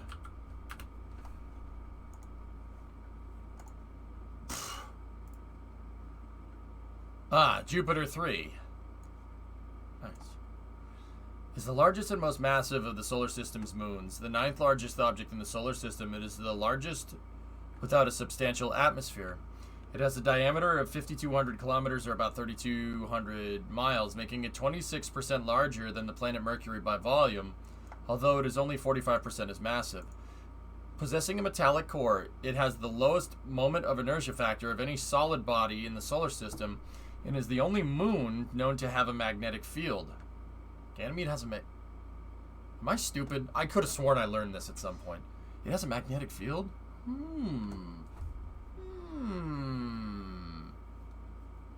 Yes, this I can work with. That's sick, dude. Outward from Jupiter is the 7th satellite and the 3rd of the Galilean moons. Galileo, Galileo, Galileo, Galileo, Galileo. Who was Galileo anyway? Anyway. The first group of objects discovered orbiting around the planet. Ganymede orbits Jupiter in roughly 7 days, and it is a 1-2-4 orbital resonance with the moons Europa and Io, respectively. That wasn't necessary? Mama, life had just begun, but now I've gone and thrown it all away. Was that necessary either? Mama, ooh. Now it's stuck in your head. You're welcome. I don't wanna die. I sometimes wish I'd never been born at all. Now I want to listen to it, man. Damn. Can't do it. He is freaking crazy. I try, Toli. I try, man. the mustache, man. I gotta do it. I don't like this song. The meme edits are what's stuck in my head. Oh God.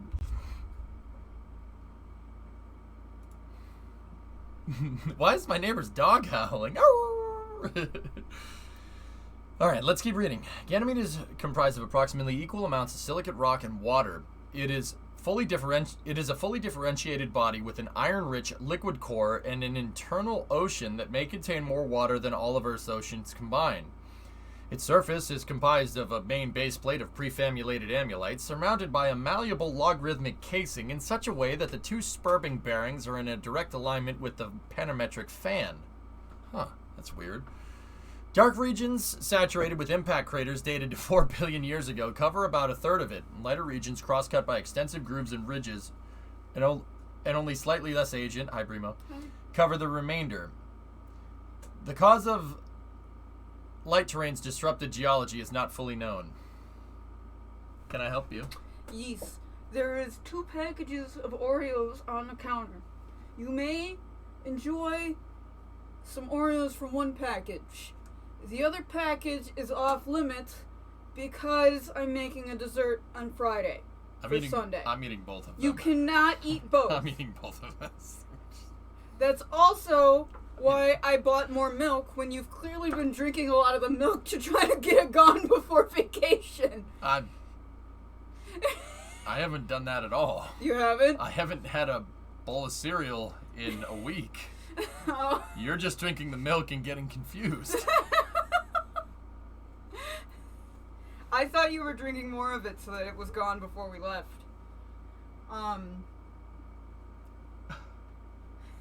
eating all the Oreos. You can't. I need the crumbs. I'll leave you some crumbs. Fine. It's a fair compromise.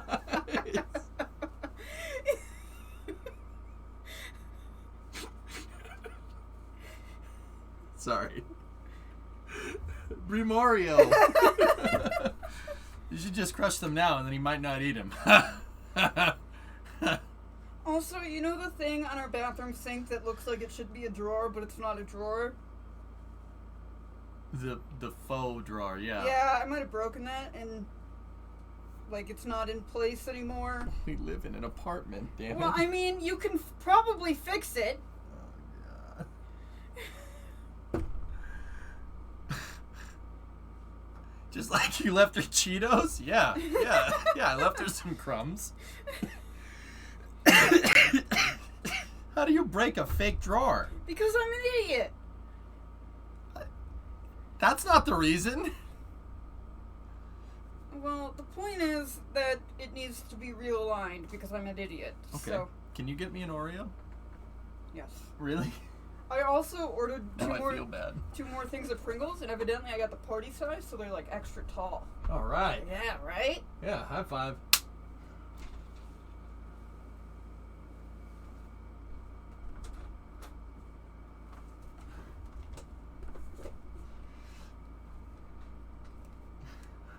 I don't know, Denny.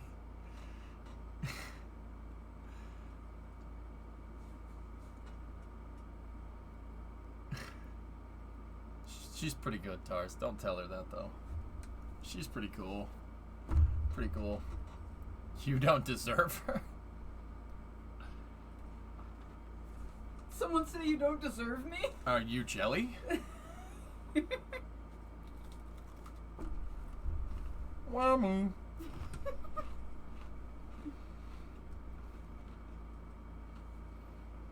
Alright. That's all. I just wanted you to know because that grocery order just came, so. Oh. Love you. Love you too. Thank you. Yeah.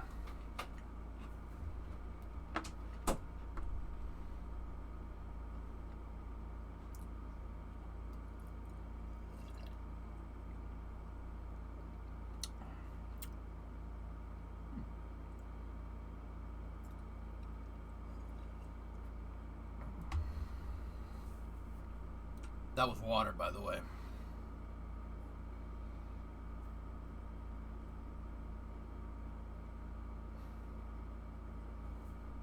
I hope you're not I hope you brought enough for everybody. You didn't ask, Space Hurt.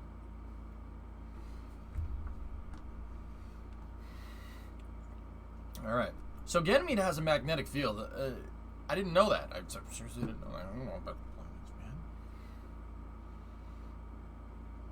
man. All I want to do is land on them.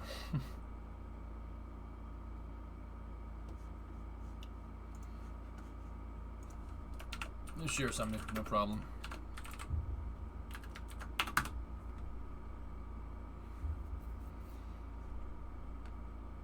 Ganymede is comprised of equal amounts of silicate rock and water. Yeah, it's got water on it,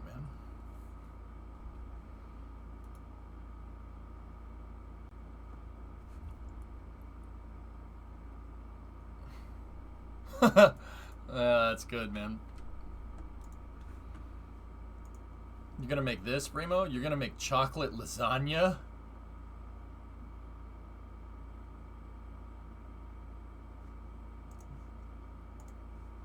Well, water ice, yeah. Ganymede's magnetic field is probably created by convection within its liquid iron core, so that's kind of like Earth's, yeah? The meager magnetic field is buried within Jupiter's much larger... Oh, the meager magnetic field is buried within Jupiter's much larger magnetic field and would show only as a local perturbation in the field lines.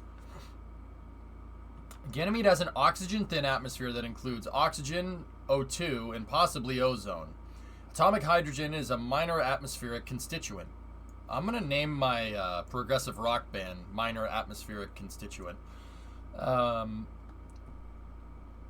Whether Ganymede has an ionosphere associated with its atmosphere is unresolved.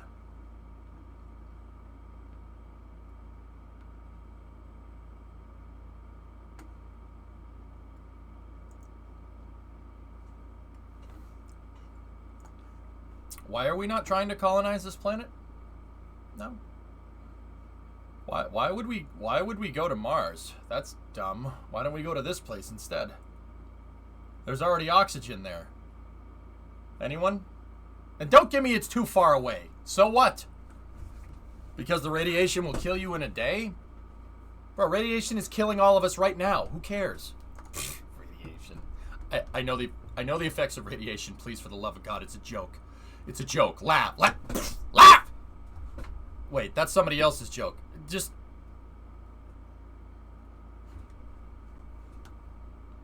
Does it have chocolate lasagna? It could if you bring the chocolate with...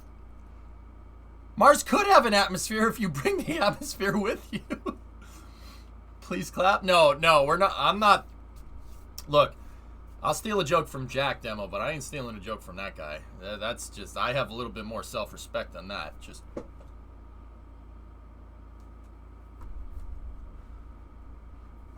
Sorry. Titan is better for colonization. You don't need a pressure suit there. Because NASA is run by Floridians, Texas. Floridians and Texans, and Ganymede is too damn cold. Wrecked. Yeah, Jeb Kerman, not any other Jebs, please. Yeah. Demo, I was that's the arms wide. Jeb, his arms wide. Very funny. Very funny meme. Yes. If you like Rule 8 memes. Very funny Rule 8 meme. Yes. Still funny. That's something, you know what, Demo? That's something I think everyone can laugh at.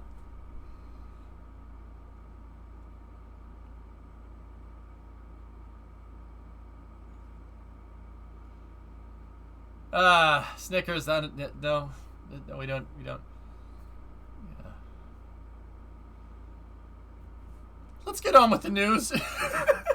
So, check this out. Terran R from Relativity. Look at this, dude. Like, I looked at it briefly yesterday when we weren't doing space news, but your mind's about to get riggedy wrecked. You know what? I didn't like the music that they use. I'm gonna use my own music.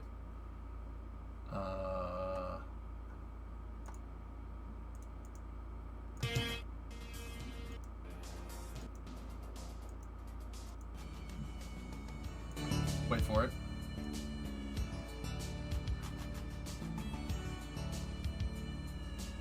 Your website is broken. No, you. Ready? Ready?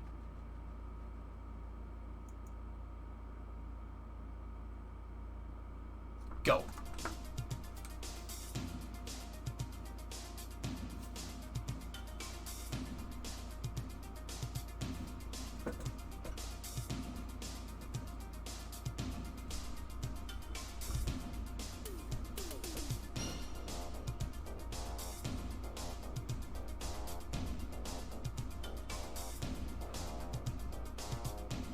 Some cat jam right there.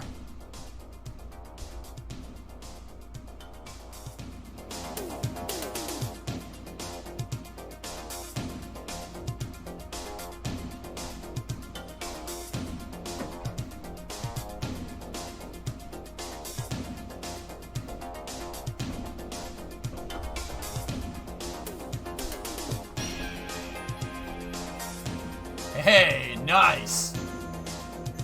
Nice. Welcome to the internet. Take a look around. Watch that. It's amazing, by the way.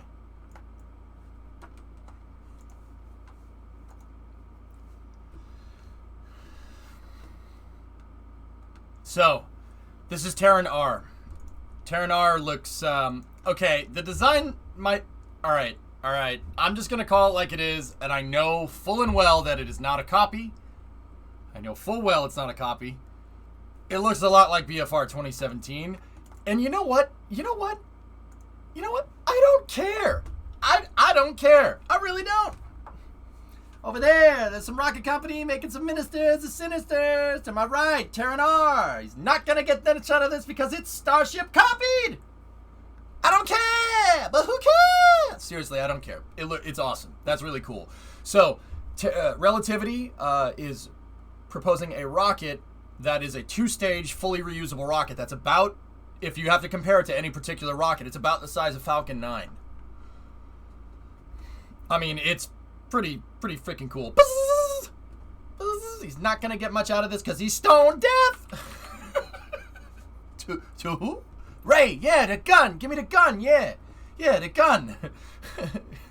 Captain Karate is the annual winner of the Gemini Croquet Contest. Quiver, ladies, quiver. He's gonna set the world on fire. Yesterday's frog to be tomorrow's Prince of Fluston Paradise. A hotel of 1,000 follies, lollies, lick'em lollies, lodge of line, women, and hoochie, hoochie, hoo. All right, anyway, moving on. Does it come in different colors? I don't know. Multipass. Yeah, she knows it's a multipass, all right? Anyway, we're in love. Wait, where's my multipass? I don't know. All night long. All right, so check this out. 16 feet diameter, 216 foot tall. Bio-inspired structures made possible by 3D printing. Yeah, Rocket Guy, this is why I paused on this frame. Look at the grid fin. Look at the grid fin. Not just the grid fin, but the composite structure of the rocket looks like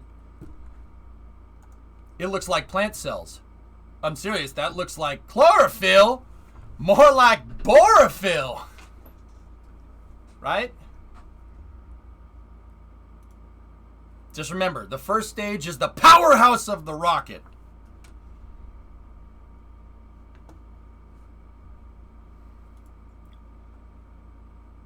I didn't need that, Louisa, but all right. Yeah, that's pretty crazy. Yeah.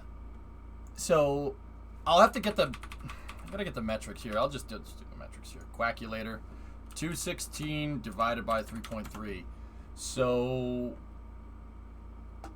65 meters tall. Cool.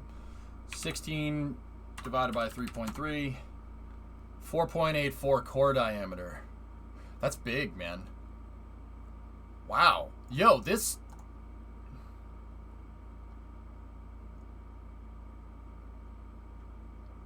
That's like Delta 4. This is Delta 4 size. It's not like Falcon 9. That's more like Delta 4.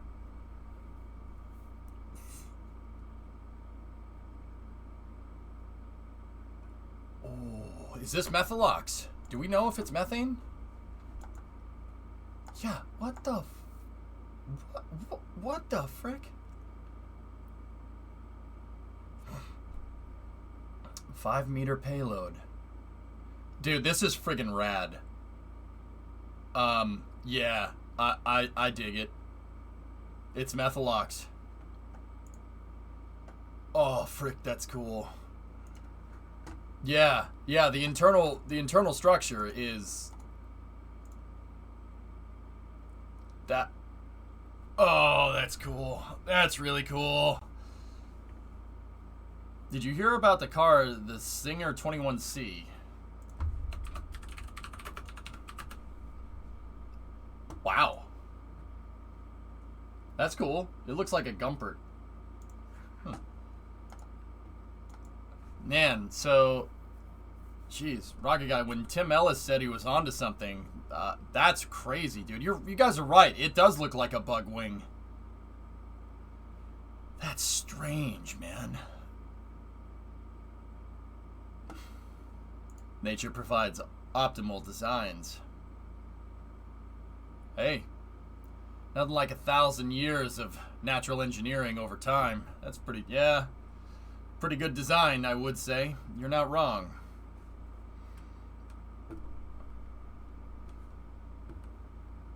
Well, they flap too? I think, yeah, sure. I was gonna say, I think they're the grid fins.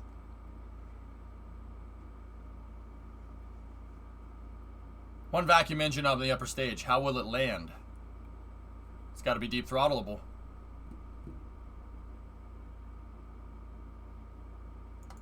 That's crazy, dude. Are the grid fins recessed into the rocket? Am I looking at that right? They are targeting 2024 for the first flight.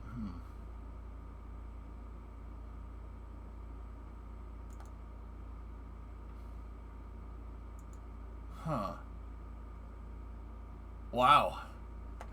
This thing, though.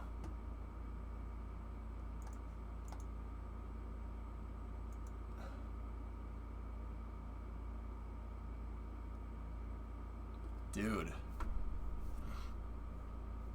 Because it's additively manufactured, they can run structural simulations that refine the structure and over, like natural selection, and then just print the formation. Jesus.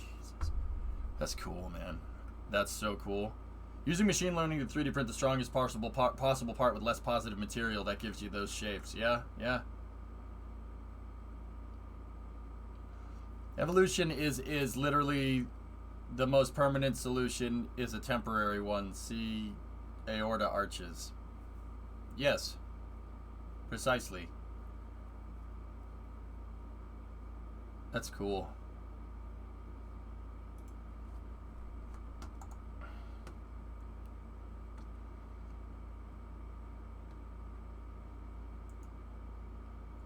Man. I mean, I don't hate it. That's for sure. That's really, really, really interesting, actually. Do you have a link for that rocket? Yeah, sure.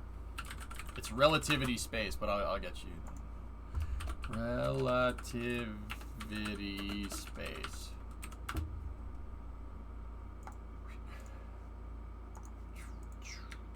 Relativity Space is a company that's working on, they're working on rockets like that one, but the beauty of it is that they're all 3D printed. That's their big, you know, this is what we're bringing to market thing. That's really freaking cool. So, next news, the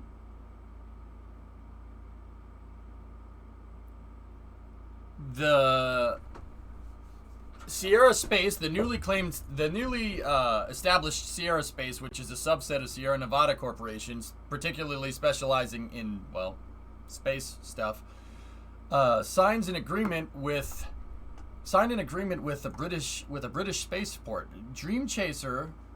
This is another article coming from Space News. This is coming from Jeff Faust. Sierra Space, a new subsidiary of SNC, announced June 9th that it signed an initial agreement with a British spaceport that could lead to landings of the company's Dream Chaser vehicle there.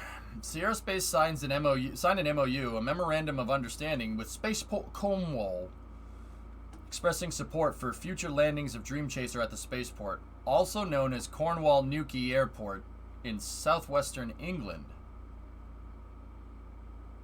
Yeah, no, Prey. Look.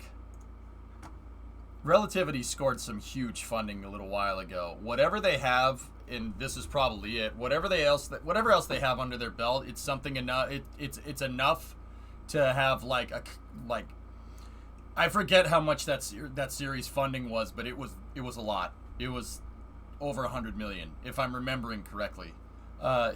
People don't just throw around $100 million unless you think you're gonna bring something new to the table, like real new, and you're not full of crap. 650 million. Thank you, Thomas. Yeah, people don't just throw over half a billion dollars at projects that they don't think are going to not work. You know. I think so. Supercraft. Cornwall's runway is really long. Yeah, $1 billion. Yeah, $1 billion raised total. Yeah, Rocket Guy, $4 billion evaluated. Yeah, they're not screwing around. Yeah, no, like, okay, this isn't just that other small sat company. Relativity's not screwing around. Tim Ellis, the CEO, poached a lot of people from SpaceX. A lot of engineers from SpaceX. A lot of early SpaceX engineers are at Relativity now. They are. Yeah, it's really, really, really. Like, you really take them seriously. Like, they're one of the only companies, aside from, like, Blue Origin, that I would give the benefit of the doubt without seeing anything, because they have the capital behind them.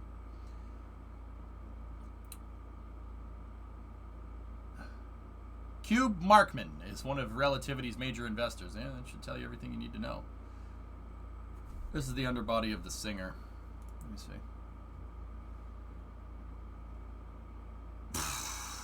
Oh, I don't hate that, man. I'll tell you what, I don't hate it. No, Nemetko. Это хорошо. Да.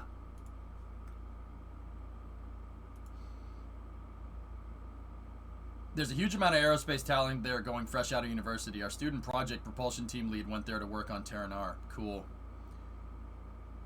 Spaceport Cornwall is RAF St. Maugan. Maugan? That's spelt weird, 62, but it's probably something like Morgan or something, right? Worcestershire.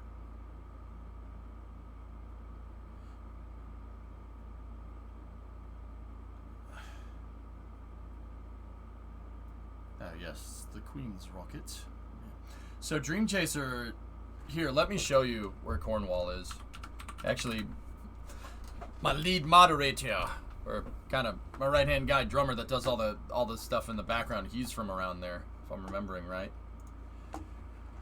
So we're talking about over here. Cornwall's all the way down here by Plymouth. It's over here. I think that's the guy. Yep.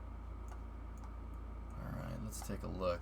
Yeah, I think that runway probably is going to need to be extended a little bit, but then again, Dream Chaser should be able to land. What's threshold to threshold?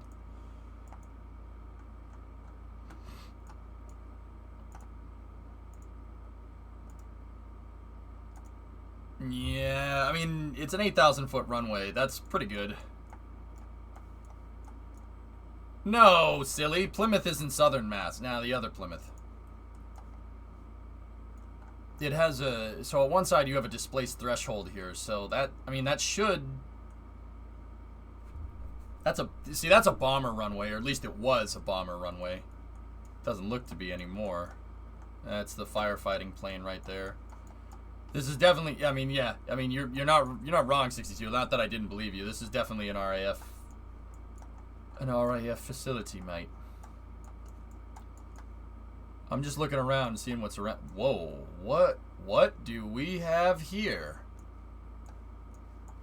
Oh, munitions bunkers. Okay. What else?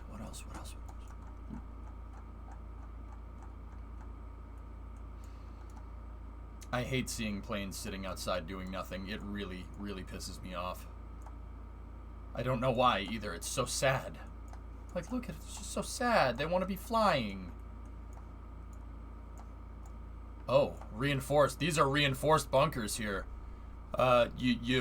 These are, well, not reinforced bunkers. They're reinforced hangars. These are the type of hangars you put your planes in when you're being bombed. And what do we have here? All right. That looks like a DC-4 right there. Panavia Tornado. That's a cool plane. Another Tornado. Oh, an EEL. Canberra. Nice. EEL, though. Who knows about the EEL? That thing is cool. That thing is like 2 jet engines with a seat and some wings, and and a little machine gun, and that's about it. The EEL, that's what I'm talking about. You got some wings out there. Yeah, see these? These guys are reinforced hangars. You put the planes in here when you're under attack. These are all, it's all World War II spec. But yeah, it looks like they're doing something down here. I'll have to ask Drummer what this is. Oh, a Vickers. Cool. That's cool, man. I love seeing rare stuff. You don't see those things. You don't see those things around ever. We actually put our jets that are on scramble duty in them so they can stay warmed up and ready to go. Do you think these are in use, though, Happy?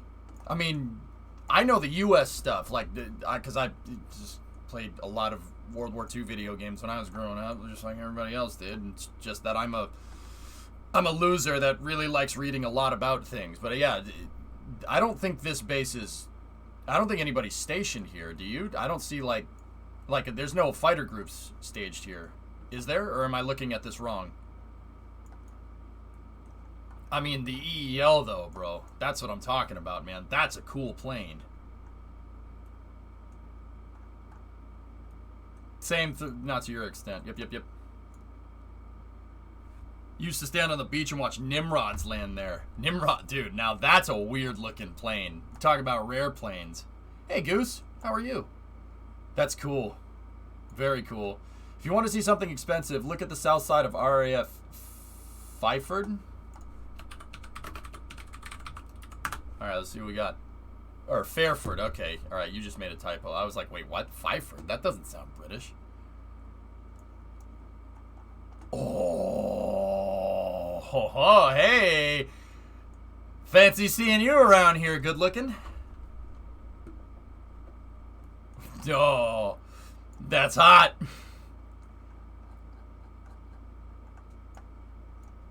Oh. Okay.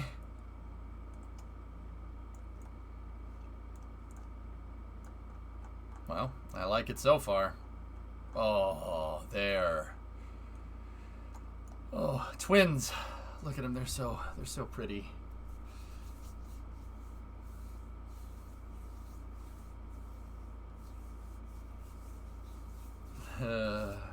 Twins, Basil. Twins. Actually, I see more than just a bunch of twins. I mean, look at all of them. It's so cool. There's one there, one there, one there, one there. That one I think is just off right now. Look at, I mean, there's a whole fleet of them here. That's really cool. Twinning! No, there's just a couple of them that are off right there. Damn, dude. But anyway, going back to it.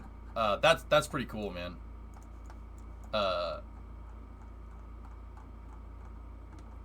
Freaking awesome. So Dream Chaser could land here, which is that's pretty cool. I don't see anything. Yeah. Dream Chaser is designed to land on any runway that is big enough for a 737, which gives it huge return capability when crewed. In that case, Thomas, an 8,000-foot runway is huge. Yeah, 737s don't need 8,000-foot runways. This is for a bomber. That's a bomber runway. Or, you know, a 737 or I mean, a 747 or an A380. Yeah, that, well, maybe a 9,000-foot runway. But this is almost a 9,000-foot runway. It just has a displaced threshold. Yeah, that's actually too long for a runway like that. That's really cool. Really cool. Neat. All right.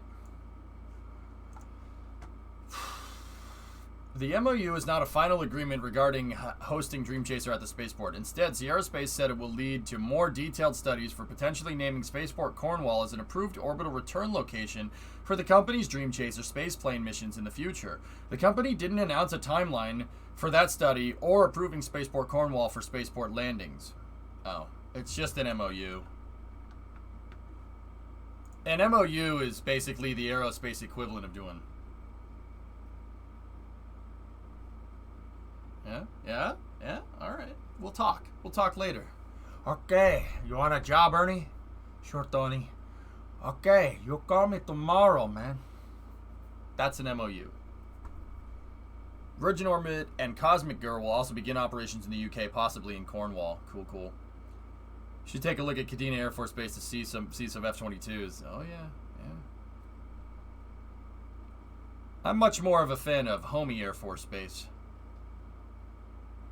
They do some pretty cool testing there, Gujar. You might want to look into it.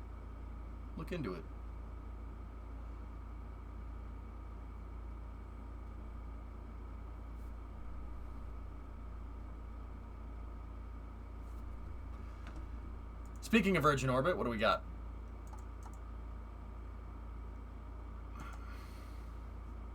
Oh yeah, I actually have that in the next thing. Ready? Alright, don't freak out. I know, they're just pictures of Blondie. You remember that rock star Blondie? Look at her now. Feel old yet? Alright. Sorry. We're honored to join our friends from Space Cornwall and Space Government UK to host Prime Minister Blondie. Alright.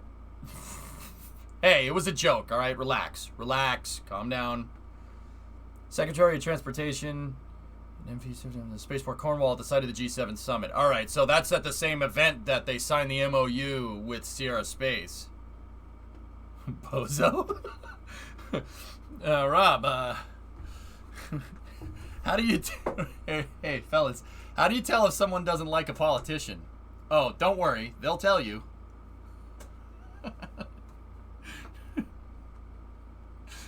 Sorry. I get it. Oh, man. Were they making a spaceport by Nuki? No, Cad. I think it's just it's a spaceport for launching, like, the 747 with the rocket on it. I don't think they're going to build, like, any launch pads or anything. Alright. Mission patch for the National Reconnaissance Office. I have that open as well. Alright, here, one more, and then we have the Starship video to check out.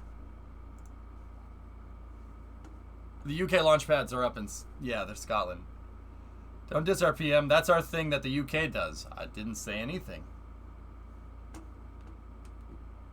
Hey, Blondie's good, alright? Not... The singer, not... Oh, god damn it. Just look at the next news. So this is coming from the National Reconnaissance Office. We develop, launch, and operate sophisticated overhead intelligence collection systems to provide near real-time imagery and signals intelligence to our Department of Defense and IC partners. L-111 will be our second launch of 2021 in support of that crucial national security mission. That's a... You see these tow hooks? They look like tusks. And what kind of animal has tusks?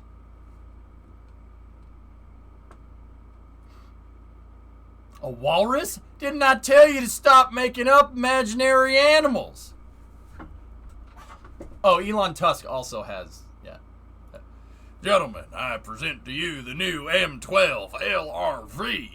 I like to call it a warthog. Why warthog, sir? Because M12 Lrv is too long to say in conversation, son.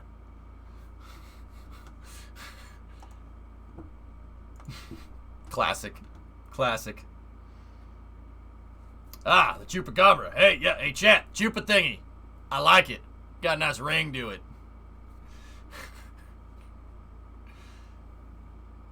It's that thing from Star Wars. It raised the Rancor. It didn't raise the Rancor. Those guys were just muscle. What are you talking about? The Rancor was raised by the guy that starts crying. That he was That guy was part of the Star Wars circus, right? He's part of a circus, and he had a circus animal go crazy and kill a bunch of people, so now he works on the black market and trains Rancors. Yes, I know his backstory because I'm an expanded universe loser, alright? I told you, when I was in high school, liking Star Wars was not cool. It is cool now, and all the kids, oh yeah, we don't judge. Jeez, that would have been nice 15 friggin' years ago. Shoot, man. The expanded universe is canon, Jarrus, alright? Disney is not canon. I don't care what Disney says. No. I know someone was going to say it, Falcon. No. The expanded universe is canon. Disney movies aren't canon. Except for Rogue One and Mandalorian. Those are alright. Everything else, though. No, I don't need that. Yeah, I don't need that at all. Alright? Salty Star Wars fan. I don't care. I used to really like Star Wars a lot. And then I figured out what real space was. And, oh yeah, that's way cooler. Yeah, like way cooler. Yeah. I mean, Star Wars, those ships have a lot of Delta V, I'll tell you. They have a lot of Delta V. Even when they're on the sublight engines. Still a lot of Delta V. Single stage to orbit. Oh, god damn it. Single stage to orbits all day. Great pieces of equipment. The repulsor lifts. Sublight engines. Yeah. No, those are nice. But they're also not real. Nice, Moto Kid. Why are there 6 buttons if there are only 4 directions? Solo was okay, Captain. I didn't mind it. Oddly enough, copium. It's not copium. I'm just being willfully ignorant to the new movies. That's all. They don't exist. I never remember them coming out. What I'm doing is gaslighting you, Chad. Oh my goodness. Mando's not too good either. I like Mando. I thought Mando was really well done, to be honest with you. Very faithful to real Star Wars. Yeah, no, Favreau did a good job. Is Darth Maul still alive? I mean, maybe if you ran into Darth Plagueis the Wise.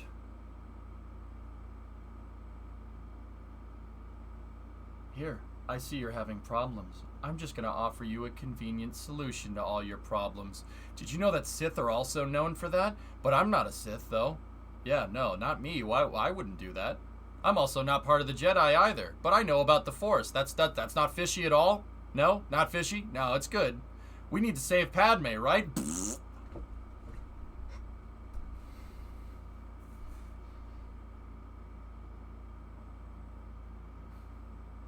Let me just offer you a convenient solution to all your problems. I'm not a Jedi, but I know about the Force. Totally not a Sith, though, bro. Is Palpatine still alive? I'm pretty sure he got thrown down a maintenance shaft in the Death Star, and then the Death Star blew up right after that. So unless he can, survive in the vacuum with that... Don't even bring it up. Don't even bring it up, I swear to God. Don't bring it up. Don't do it. Don't do it. Don't do it.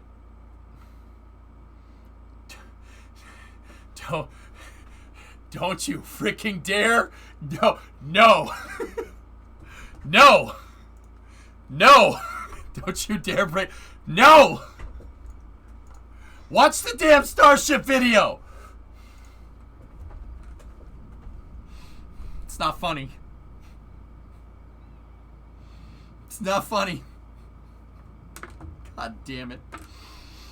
It's not. God damn it, they ruined it. It's so bad. Oh my god. Alright, Starbase. See? See? Not Star Wars, Starbase. Because this is actually happening in reality. This, I mean, unless we live in a simulation, and then in which case we're boned. But this is happening in what we think is reality. There you go. There you go.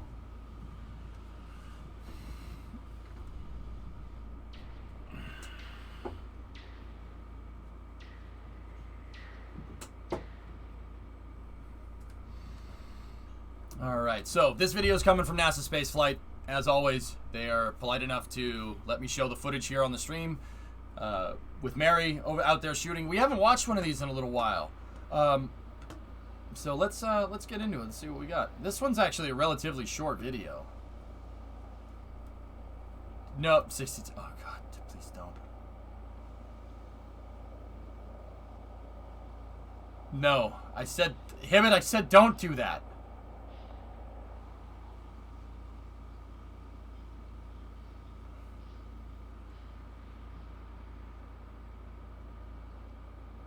Interesting, guy. I never heard that before.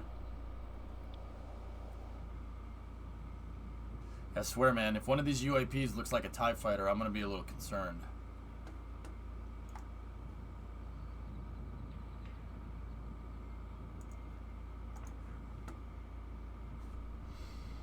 You know what, Brim? You know what? That's what. If you missed what went on in the past weeks, I have a video for you. Oh, yeah?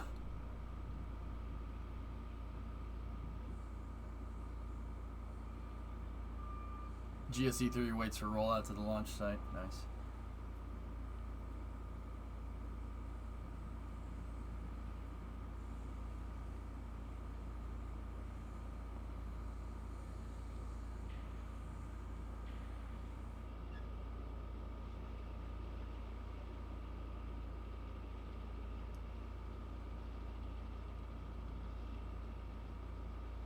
Stop.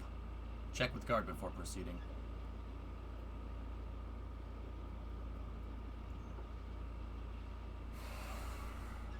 This is why there was a lag apple during racing.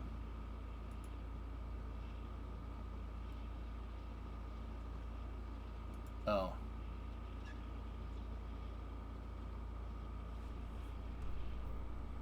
Huh. Yeah, those are scaffolding elevators. Scaffolding elevator parts right there.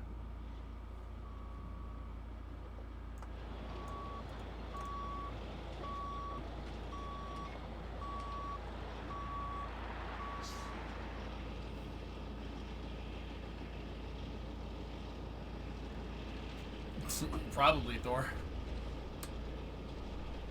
Someone say apple?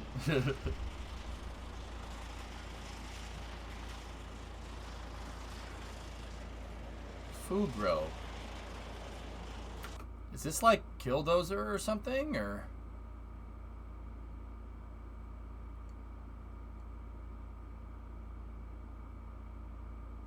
You use it for soil tests. Okay, okay.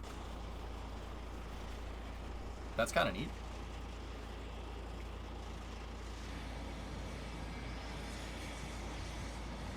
So once again, this is the electrical, this is the powerhouse. It's the mitochondrion of the pad.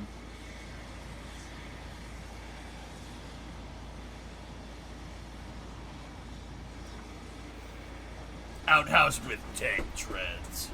Frilled, can we make that? So these Twinkie looking things over here, those are heat exchangers. My guess is that it's for some type of recondenser.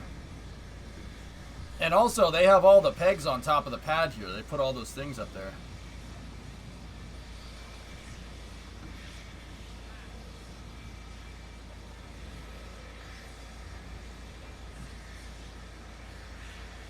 Those chill down the CH4 and the liquid oxygen.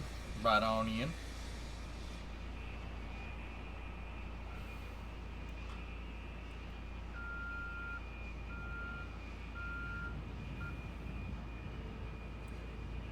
All these dang old cranes, man. You want to get a good scale on the pad, look at the dude that's up on the JLG lift, standing next to the post. Man. I mean, guys, we're talking a scale here that's pretty hard to comprehend without pictures like this.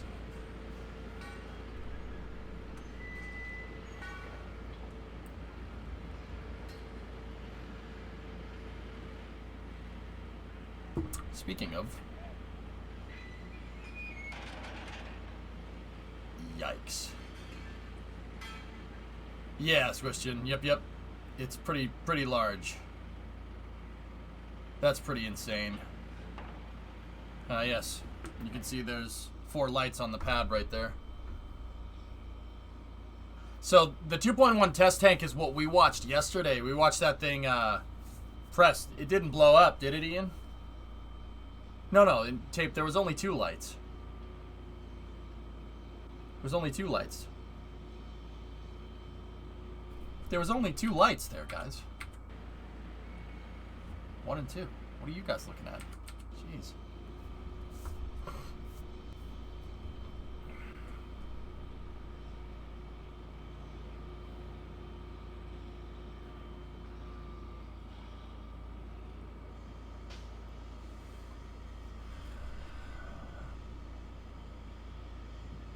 Yeah, I don't know what that is. Laughing pipes. And then it blows up. Yeah, right. Can we watch the Battlefield trailer for the ending of Space News?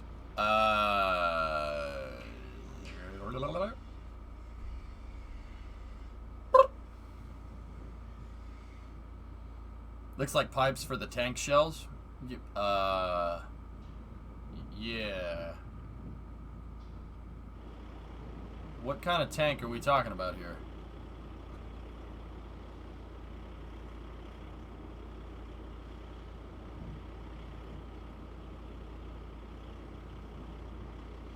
Since you're talking about Star Wars, even though the Earth is not canon in Star Wars, I still wondered what the Earth date during Star Wars was. Answer: A New Hope took place around 1593 AD. Huh. Interesting. The 12-meter one. Oh, it's a big tank. The trailer's not really classy, though. Alright.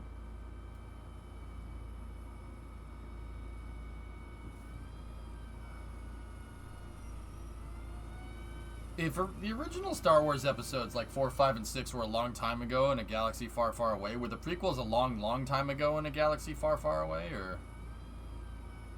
Oh, weather balloon antenna.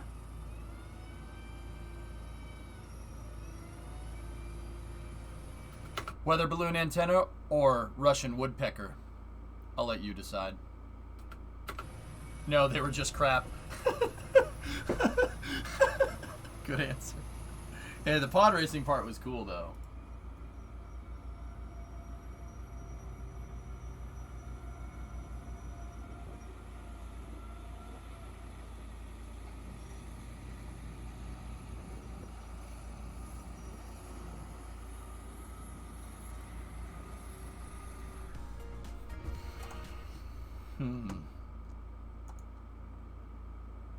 It's moving around to TEU.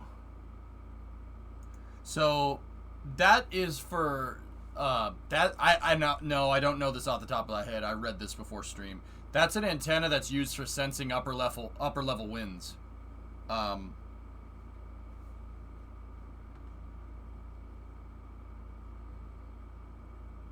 Yeah, Thomas, that's right. Now this is tank watching.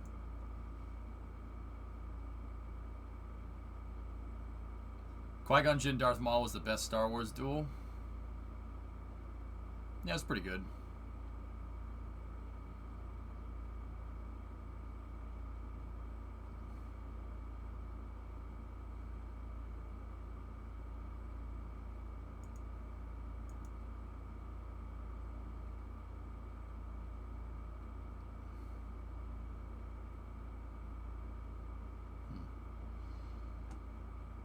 So it's carrying a TEU that I don't know what's in that. It's something that requires a lot of power, though. All right, I think there might be one more video. Ian, how long is your breakdown?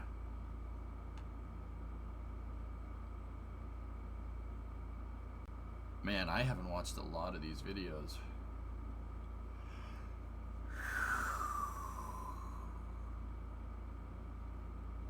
Jeez.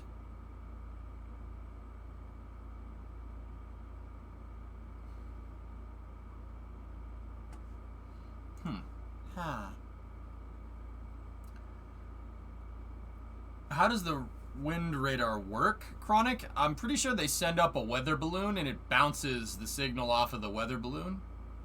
But don't quote me on that. I could be pulling that one out of my tail.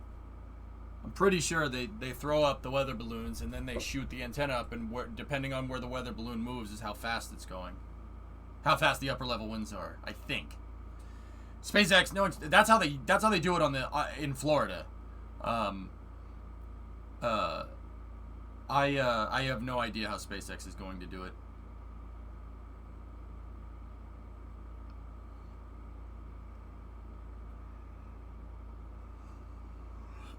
Ian's vid is 8 minutes long. Alright. Okay, let's see what we got. Ian, do you want me to show this?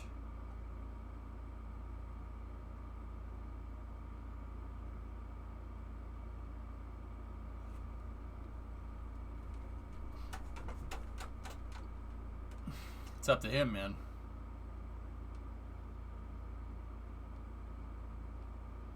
The balloon isn't reusable, though. Oh, no. Oh, no. Oh, no, no, no, no, no. Anyway. I think we can watch... What time is it? 6:30? We can do one more and then go.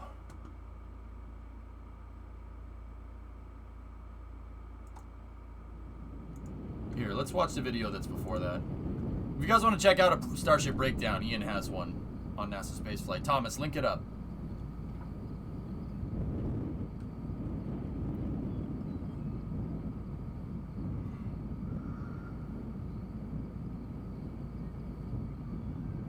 Sorry, yawns are happening, so that means we're almost done.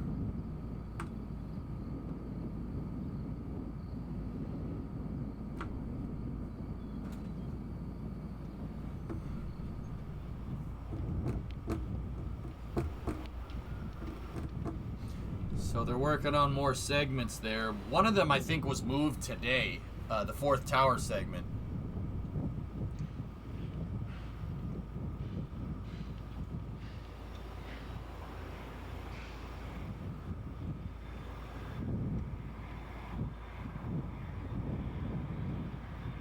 That's the cryo shell. Guy's welding it up over there. One hop? Hop ain't happening, dude. They moved one tower segment and the water tank to the pad today. Cool.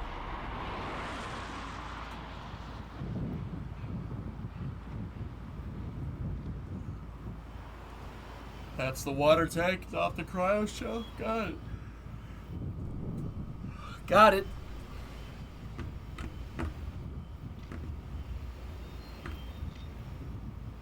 I don't think 15 is getting scrapped. I think they put it on a display stand.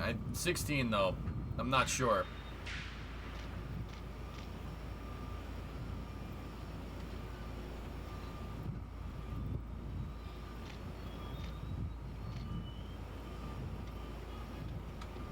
For now, Canadian, I agree with you. Are you a Trek fan? Yeah, Pin. Yeah. Not as much Star Wars, dude, but yeah, I know Trek.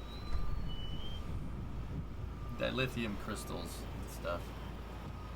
Coolant leak. Jettison in the saucer section. Are they planning to skip directly to 20? I think 20 in Booster 3 is the orbital attempt, yes. IMO, they should have launched 16 to 100 kilometers, verifies ability to land from space. Why not just go orbital if you're going to do that, Squishin?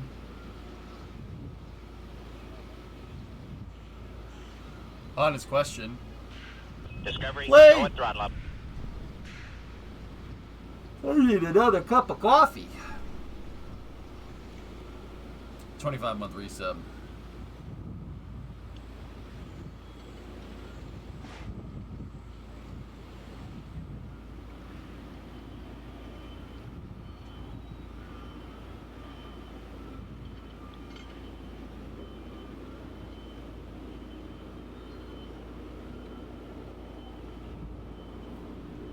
Coffee. Yeah, that's right. Just looking around. They're moving steel around.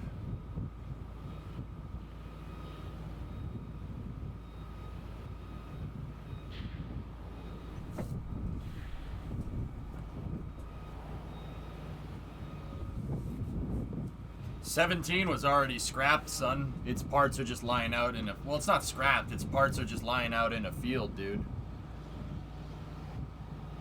Yeah, guy's gonna move that steel off of there. Look at the freaking truck suspension go up. Holy crap. Watch that again. Watch the truck.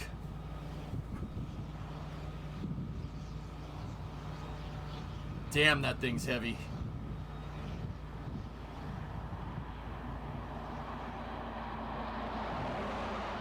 Dude, that's like steamroller. That's like front steamroller roller heavy. Jeez.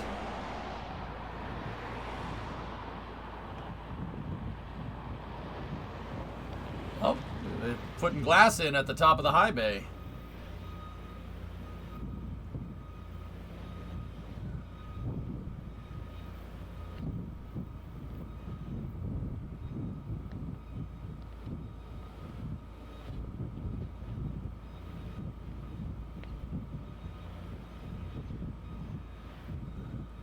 I just think since they built SN16, they should have used it. I mean, Elon disagrees with you. Like, I don't know what to tell you, man. Yeah, I'm with you on that one, Swishchin. But apparently, Elon Musk gives no fricks. That's the launch table. Wait until this thing finds its way to the pad, which might be very soon. Ever notice how Elon says he's going to do something and then he does it? Yeah. Yeah? Lunch table? No, that's called a picnic table, Frill. That's different.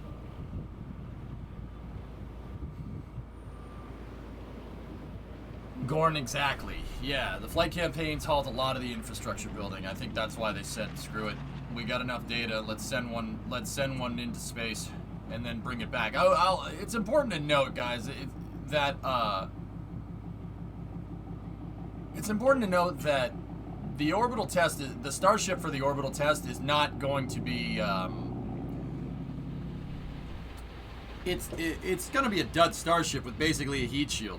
It's going to only have the flap systems with the tiles, from what I understand, and tanks and raptors. There's going to be like no interior. There's no interior inside of it. It's just going to be empty.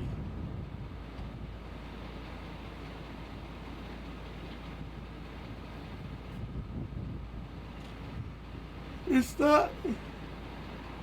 not a boilerplate, Raja, but it's like the Orion exploration flight test, where it was basically just an Orion with minimal systems aboard and a heat shield, and that's it.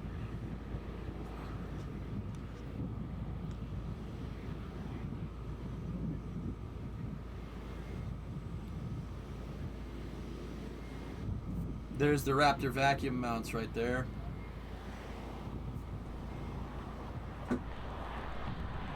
That's cool, man. That's really cool. Will they be able to recover SN20 if it survives re-entry and landing in the Discovery, water? go and throttle up. Maybe. Creator, 10-month resub. If it lands soft enough, 62, yeah, I don't see why they wouldn't. Bird, 10-month resub. What's up, Creator? How are you?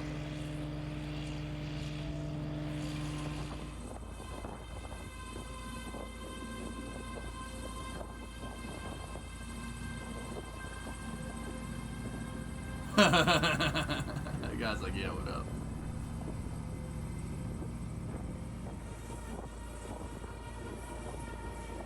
These are self-propelled modular transporters, SBMTs. It's how they move stuff around. And yes, that guy with the briefcase on his lap, yeah, he's driving it. They're remote controlled. Whoa, mama. That is some big boy steel. Jeez. You call this lowrider? Just remember, guys, these trailers are supposed to be bowed. They're supposed to be convex, like that. That one is straight, and I'll tell you, it ain't straight because they made it that way. It's straight because it has a very, very, very heavy launch post sitting on it.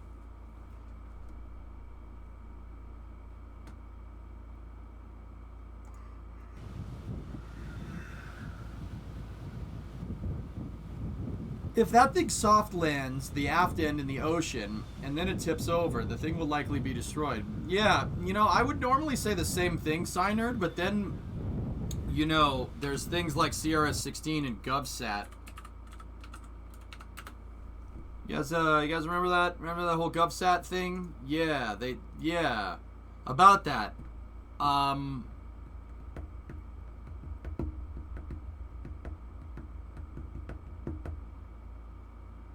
No, drummer, I have no idea.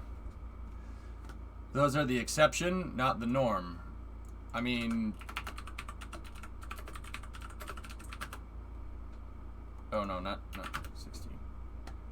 I mean, you can sit here and you can say that, but, The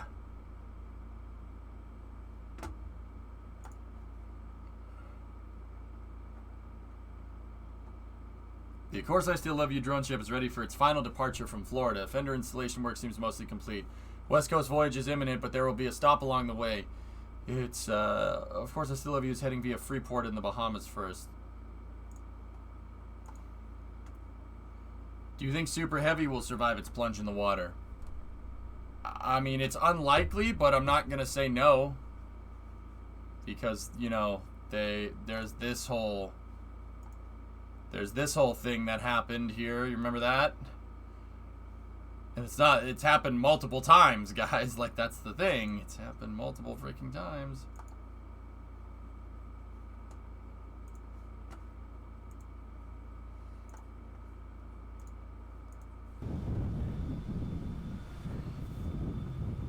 I mean, it was enough to break the interstage barrel, that's for sure. But yeah, it seemed alright. You found my stream because of CRS-16? Really, Phil? That's cool, man. Jeez, look at that monster.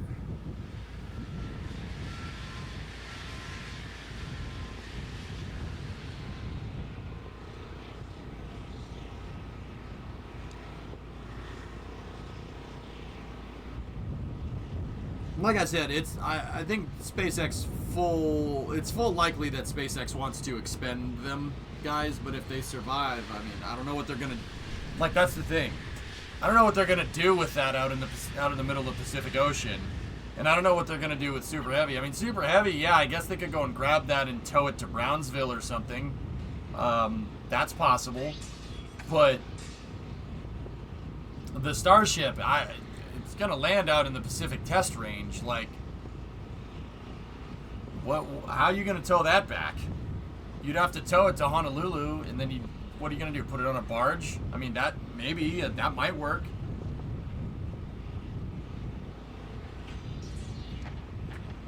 Activate the flight termination system. So we want to activate the flight termination system to recover it? Discovery, go at throttle up. I don't think that's how that works.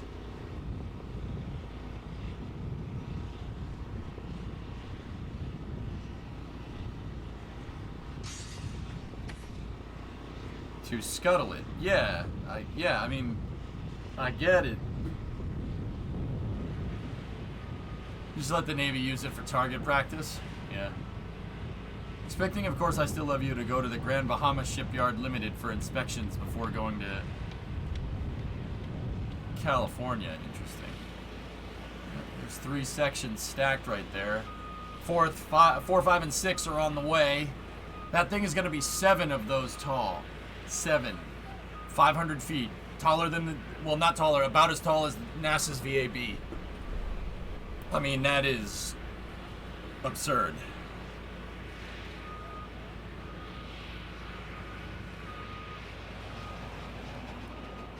Yeah, Squish, right?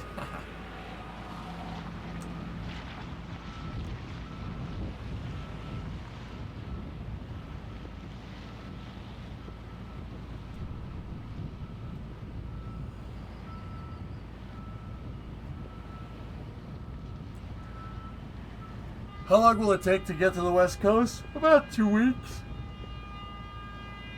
2 weeks? They gotta go through the Panama Canal.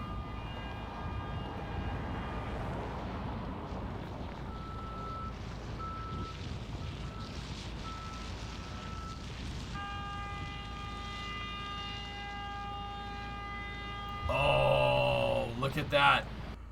That's the SDW configuration that we were talking about. It's got the extended jib. Oh, baby. Oh, baby. This crane's going to be massive. That is insane, man.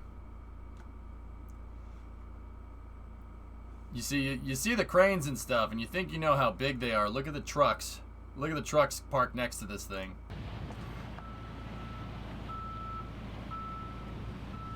No, character, I haven't heard anything else about that. Look at the friggin' trucks, dude. I mean, that's a nice one. I like that one. It's not the full SDW configuration, though. SDW is the biggest configuration. It's a 200 meter reach with the crane. I don't think that's the full config because it doesn't have one of these at the top. It has like a cap right there. I think that might be tall enough, but it might be extended even more. I don't know, RJ. I wouldn't go near that thing if the tanks are pressurized, unless I was on it, you know what I mean? But you know what I mean.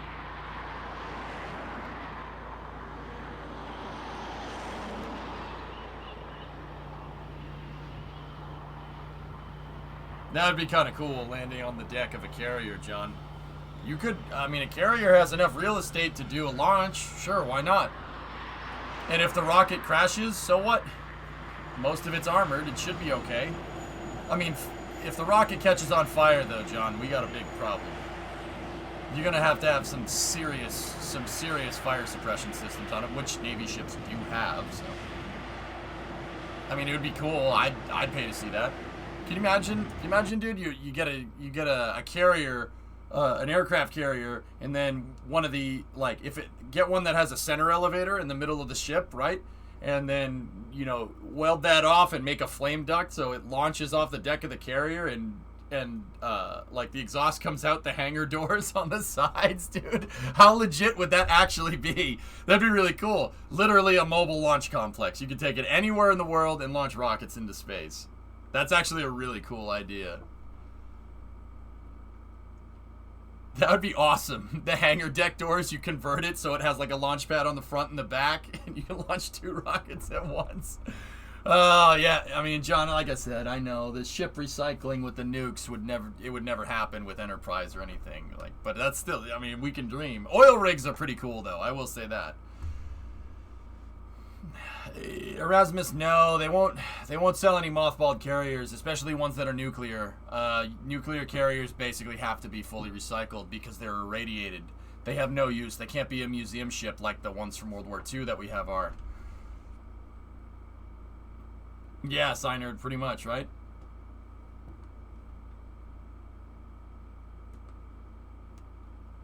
Remember when the HCB caught on fire and they were able to save it? Yeah. I was asleep during that launch, but yeah.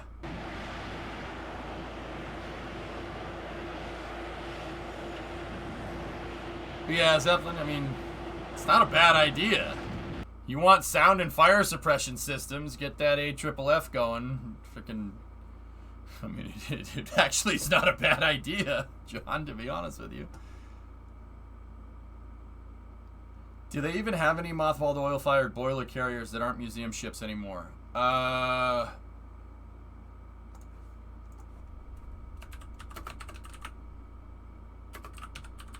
think, I don't know, did they scrap the Kennedy? I think they did.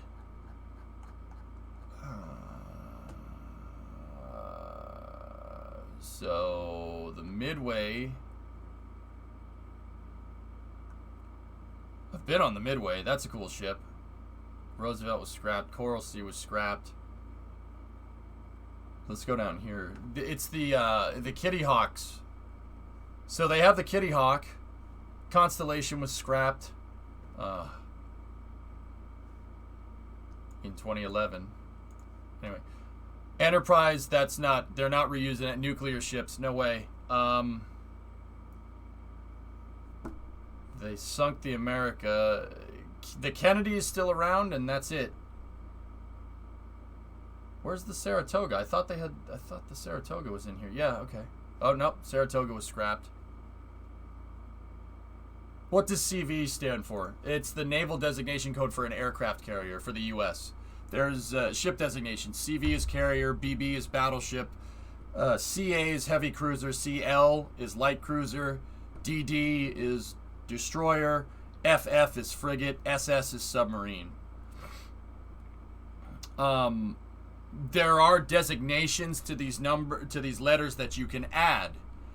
So, for instance, CVN-70 is a nuclear-powered aircraft carrier, hull number 70, which is the Vinson right there.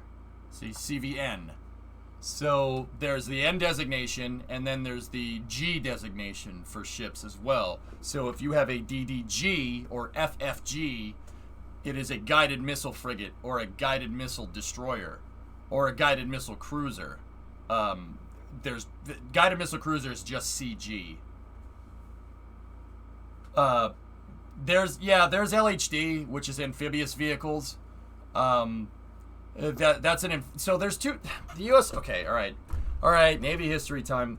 There's not Navy history time. There's fixed wing attack carriers like this, and then there's amphibious assault carriers, which are not. These are not the same thing. Okay. The CV designation refers to a carrier that moves fixed wing stuff around. Though that is different than LHD-1, which is a what's LHD stand for? Landing deck. These are used for amphibious assault. The Marines use these. Now the U.S. has like 15 carriers or whatever. I actually think it's like 10 now. But there's a bunch of these things. There's LHDs. There's LPDs. There's LHAs. Yeah, see, like, they're carrying MV-22s on them. So, like, these things are used for rotary wing, V-22s, which is kind of rotary wing, but in a different way, and Harriers. The Marines are the only branch of the U.S. that uses Harriers. They use AV-8B Harriers. They used to use MH-53s, but those got replaced by MV-22s. Yeah, for your military buffs. Now, these can become museum ships, sure. These are oil-fired. They're not nuclear-powered. They're conventional power. Yeah, I mean, when we, Kyron, when we go big, we go big. I mean,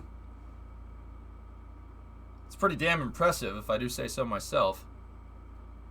So China has the Liaoning, the De Gaulle, the Vikramaditya. I forget what Italy's carriers are named. Russia has the Kuznetsov. The UK has the Queen Mary now, I believe. Actually, that's the Ark Royale and whatever its sister ship was. The UK, this is an old picture. The UK has the Queen Mary, and the Queen Mary is frigging huge. I think it's the Queen Mary. Royal Navy guys, please help me out.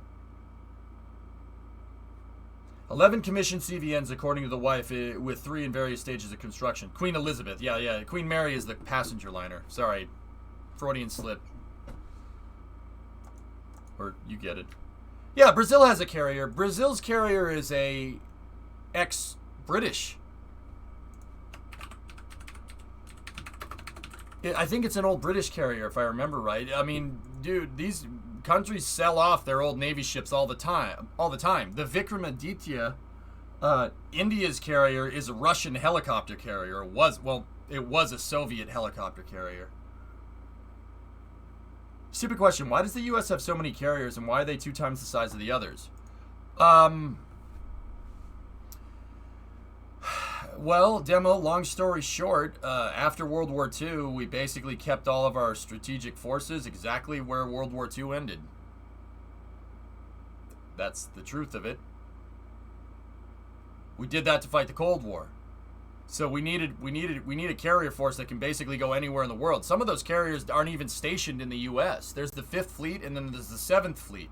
The 7th Fleet is the 7th Fleet carrier. I forget which one it is, but it's a forward deployed carrier. We use that to protect. I mean, okay, all right. Do you want to hear what the Navy would say? The Navy would say we use that to protect our strategic interests around the globe. Basically, carriers keep the peace. It's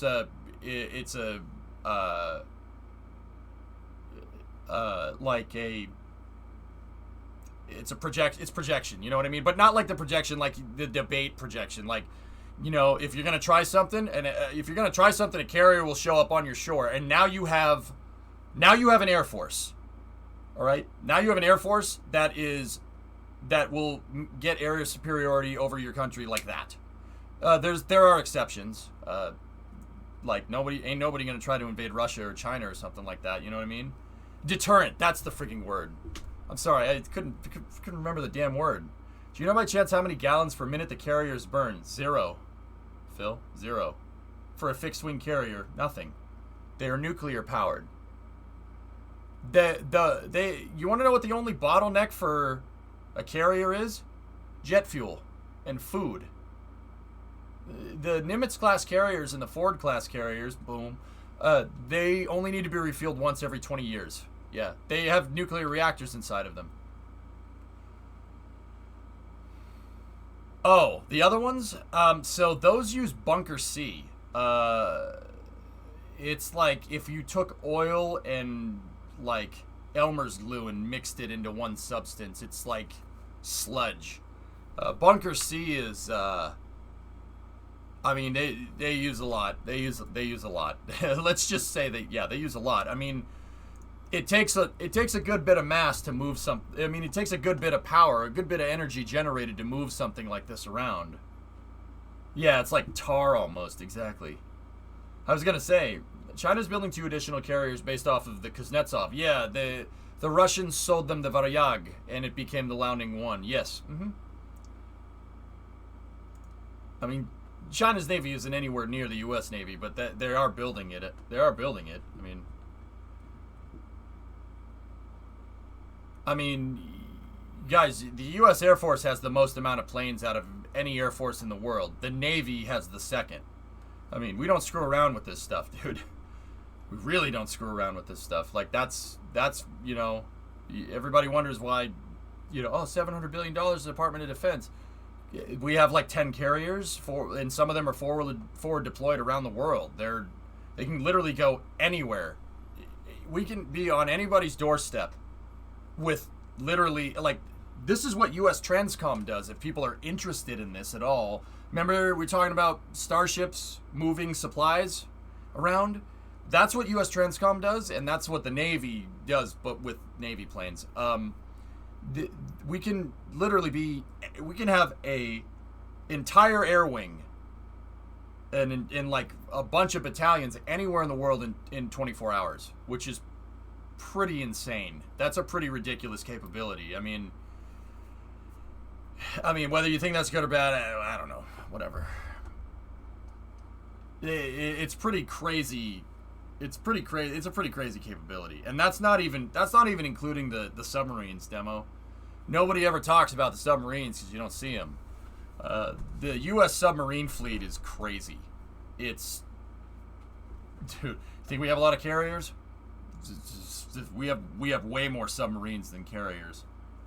Discovery, go at throttle up. Here we go. Here's the Army guy popping it. Army has the most aircraft. Here we go. No, it's, yeah, I mean, you wouldn't expect the Navy to have aircraft, but they do. They have a freaking huge, they have a lot of aircraft.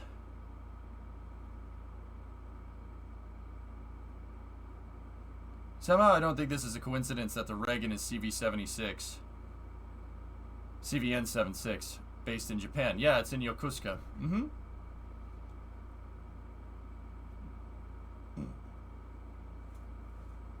Yeah, the carriers are actually the fastest thing we have. Well, not officially. The carriers can go over 30 knots. I mean, considering the hull displacement here, fellas. I mean, ships don't have delta V, right? But like, it's not a rocket. But Enterprise, which had 8 nukes. This had 8 A1W nuclear reactors in it, which is more. The Nimitz don't have that many. I forget how many the Nimitz have. I'm sure a squid will come in and say. Enterprise was, because of the 8 nuclear reactors, it could go faster than anything. I mean, all the Nimitz can go fast. Enterprise can go fast. That's a good point, Vanguard. Yeah, those things, their maximum speed is 30 knots. Just like the SR-71's maximum speed is Mach 3. And the space shuttle didn't steal anything up in space. 2 for both the Nimitz and the Ford class. Yeah, the Enterprise is over-engineered because it was the first attempt. They thought putting more nuclear reactors in case one goes or one is down, you have a bunch to supplement power, but they quickly realized that 2 is enough, not 8. You could say that I'm a nice guy. Yeah, it's pretty crazy. I mean, like, look at the, like, once again, I get it. It's a defense system, so it's think of war. But look at this, 94,781 metric tons. That's insane. The flight deck is 4.5 acres, which is just okay. Oh, excuse me. I said the Enterprise had A1Ws. It's A2Ws. Excuse me. A is the type of reactor. The number after it is the generation of the reactor. Yeah, I forgot about that. These are basically a Navy. If I'm remembering right, these Westinghouse reactors are a BWR reactor. If I'm PWR, excuse me. So it's a pressurized water reactor. I wonder if that's different than a boiling water reactor. Still, that stuff's really cool. Like how they generate power is really neat. A nuclear reactor, not the ship. You know what I mean? Who engineers these ships? Newport News is who builds carriers nowadays, Fullboyd. They work, just like NASA works with Boeing on SLS, Newport News works with the U.S. Navy. And they build these things. These things are crazy. It's a marvel of engineering, to be honest with you. They're really, it's a really cool piece of tech. PWR, water doesn't boil in the core. BWR, water does boil in the core. Yep. Mm-hmm. Hi, can confirm. Huntington Ingalls. Yep, there you go. Why are most decommissioned carriers scrapped? The nukes, Snake. The nukes. I don't want to be near that thing, do you? I mean, hopefully that helps, Demo. Like, whether you agree with that or not, I mean, they're like, okay, when pirates off, you know, the African pirates, the Somalian pirates came around, everybody just deployed their navy there. Like, they're there to just basically, like, dude, I don't want to say that they're there to freaking like enforce, like, to make sure nobody tries any crap around in the ocean, but that's pretty much why they're there. The Sevians can fight or much more frequently support humanitarian missions. Yeah, we deploy them more for that, John. Yeah, you're not wrong. A is also for the carrier, S is for submarine, and the number is the generational number. There you go. I have some links for space news. Should I post them? Yep.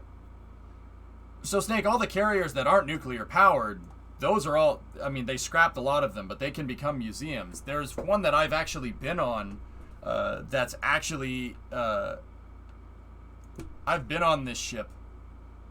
The CV-67, which is the Kennedy. During Fleet Week, they brought it to Boston. It would always show up. It's somewhere. I don't know where it is. This one, since it's conventional, it's a conventionally powered reactor. You could make this a museum if you wanted to. We cover next week's spacewalk. Probably. Well, Clembo, actually, I'm on vacation next week.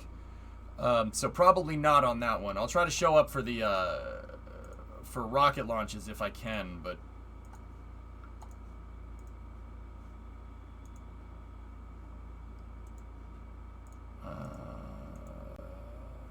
okay. Kim, let me get the last bits of space news here and we'll go from there. I mean, yeah, Navy ships are cool. I really enjoy that stuff.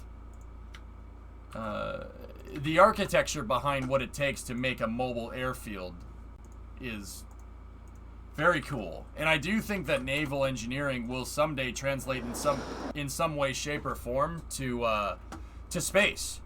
It will translate in some way because the method of logistics is very similar. Like you have vast just swaths of whatever with nothing in it. And you need to move cargo around. I think in 50 years, moving around in space will look a lot like it'll look a lot like maritime shipping, to be honest with you.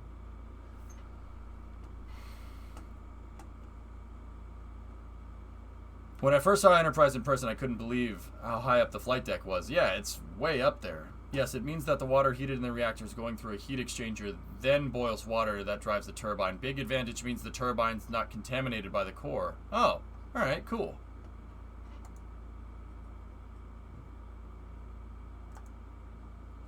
The Midway's a great ship. Yeah, I've been on the Midway. That's a really awesome museum. You know what my favorite part of the damn Midway Museum is? When you went down into the engine room. Dude, I always, when I go to museums, I always know enough about it to be able to contribute to the conversation, but it's only enough to get the ball rolling with the docents to show that you want to learn this, right? So, last time I went to the Midway, I ended up talking to the docent for like 45 minutes about how the engine room works. It was really freaking cool. Basically, they get an RPM command from the bridge that shows up, and you have a gauge that has requested RPM, and then basically you have to turn a bunch of levers to match the request for the RPM output on the shafts, which is really cool. I thought that was really neat. Yeah, the Kennedy is in Philly. Shame. Yeah, pretty much. Yep. Yeah, I thought it. Yeah, Sam. Wait, the Midway is lucky to be afloat. It took a 41-degree roll in the Sea of Japan in the 70s. Yikes. Cool. God, that's neat. Yeah, like, do I need to know how a steam turbine aircraft carrier engine works? No. But I'm not going to not learn that. That's really cool. I thought it was awesome how they can, you know, it's like, it looked like you're playing Stationeers in there. It basically is. Basically the same thing. You mess around with the gas systems and Stationeers, same thing.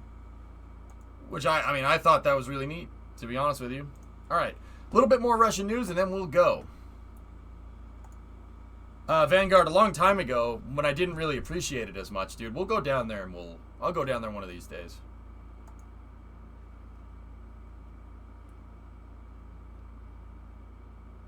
Yeah, Jop, right? Hopefully not.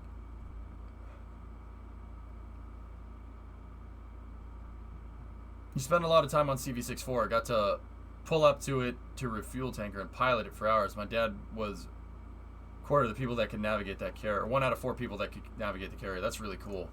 All right. Specialists from the Khrunichev Center, NASA, and Boeing discussed the current operation issues of Zarya and Zvezda. The Khrunichev Center made a proposal to conduct the diagnostics of Zarya to eliminate problems similar to that of those that occurred with Zvezda. Interesting.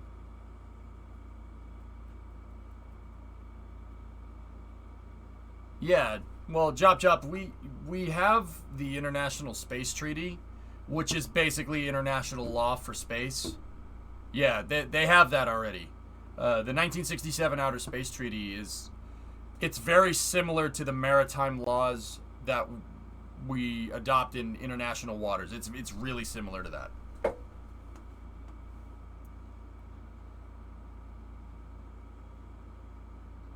Oh yeah, the Midway field trip. There it is, Hell Hydra, right? Dude, they had to shoo us out at the end. They were like, yeah, the museum's closing. And the guy's like, wait a minute, I'm not done explaining this. I'm like, yes, please keep explaining it. This is rad. All the major U.S. airlines just switched from GoGo to Viasat with the last 6 months to a year ago. I don't think they would be willing to refit all their planes again with new equipment. Yeah, interesting, Phil. I'm not sure. Let's finish this up here. I'm not sure I should read more into this or not, but you know, hopefully everything's going right. There's a picture from STS-88 right there. Yeah, note the guy that's just chilling up there on the outside of the Unity module.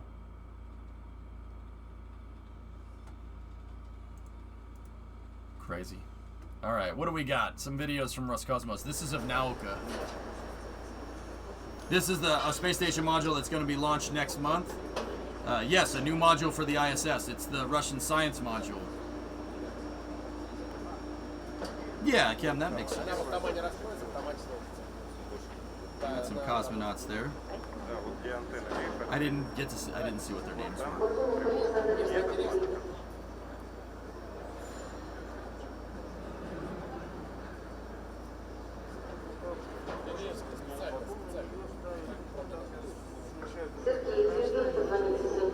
I'm wondering if these are the cosmonauts that are going to fly and help install the module. Those are new generation cosmonauts, pretty young. Right on. Cool. So let's say I want to put a soccer ball in orbit. What's the cheapest way to do it? A rideshare mission with SpaceX or a small sat launcher drop is pretty much it. A soccer ball, I don't know, costs you about 10-20 grand or something like that. It's not that, well, probably a little more than that. Not much more though. It's like, I think the price is like 10,000 a kilo. And a soccer ball is what, a couple kilos or something? It couldn't be that much.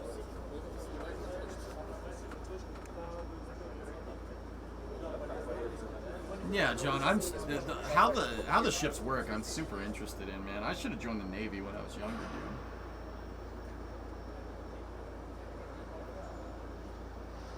No, sorry, Builder, yeah. 10-20 grand, I had like 10 to 20 bucks for a budget. It's expensive, dude. Chop, I always tell people that space is a billionaire's game right now. It's a billionaire's game. Richard Branson, Elon Musk, Jeff Bezos, billion-dollar corporations, right? If you make it a millionaire's game, then it becomes more like an airline, right? If you make it a millionaire's game, then sending that soccer ball into space costs 200, 300 bucks, as much as a plane ticket. But how do you do that? You need to grow the economy in space. That's what NASA's really trying to do right now.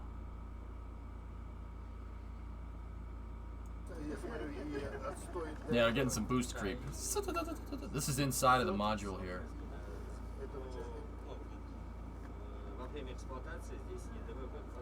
He's working with something in there. I don't know what any of this does.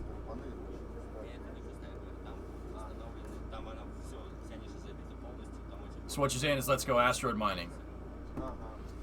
Two of NASA's Discovery missions, Lucy and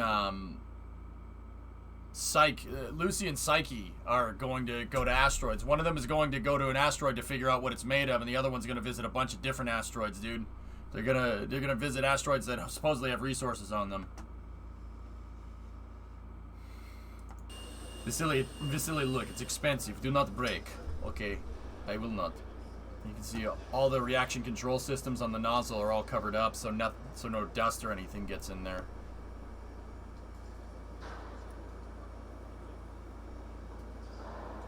I know Russians know their stuff, but all their tech looks like it's out of the 80s. Well, I mean, Jeep, it's funny you should mention that because that's quite literally what happens when your society collapses in the late 80s. The fact that it's still here at all is pretty cool. Is this Nauka? Mm-hmm. Yep. A lot of things in here don't react well to bullets.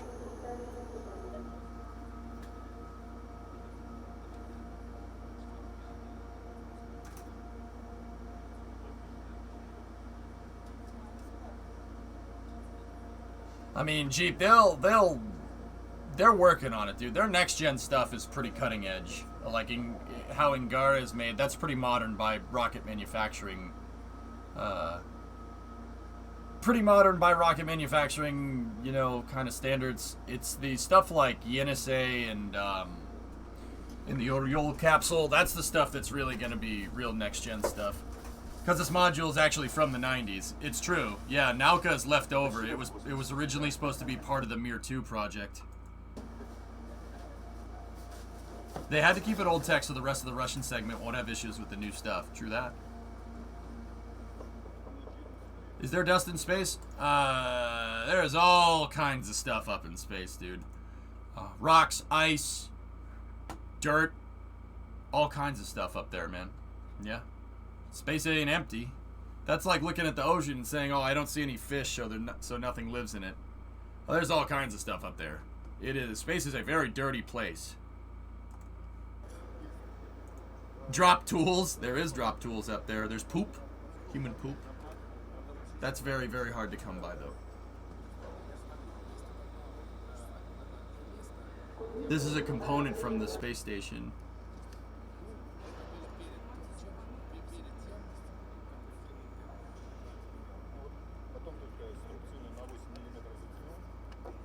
Look at that thing.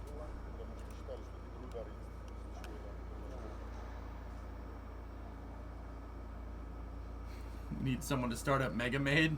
Nice. Any proto-molecules? God, I hope not. Welcome to the internet. Have a look around. They're testing the solar panels here. See the lights? They're shining the lights at the solar panels to make sure the solar panels work. There's a car up there. Yep. Do you think that countries have secret experiments or missions that are carried out on their respective modules? No, not on the space station, tweets. No. Purely scientific. There's other stuff for that. So we have more footage from Nauka here. Let's see what we got.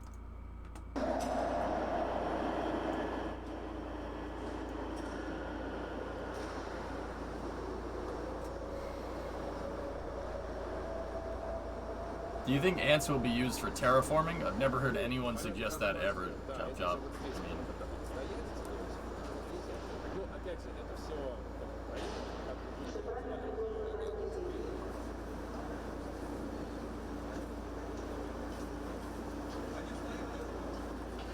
you see the solar panels are all folded up. Kem, how old is that kid? That kid's got to be 12. For real, man. Are we sure that isn't just some fan that we got from outside? That kid looks 12. 20 plus? No, I'm just kidding. He's a joke. Why you have to be mad?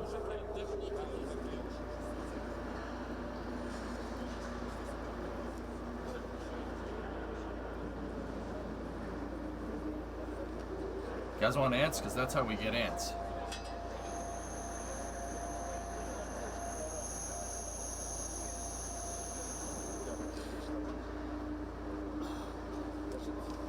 Yes, I recognize some of these words. Yes, me too. Yes. You sure? Yes. Yeah, those guys look fine, man. Looks as old as I did when I started streaming. I don't know if that's a compliment or not, Bippy, but yes. So those are the steel that's down here, or the aluminum that's down here. Those are the equipment racks for the module. I know what those are. Yeah, it looks like some new cosmonauts. Yeah. But that's what Kem was saying before.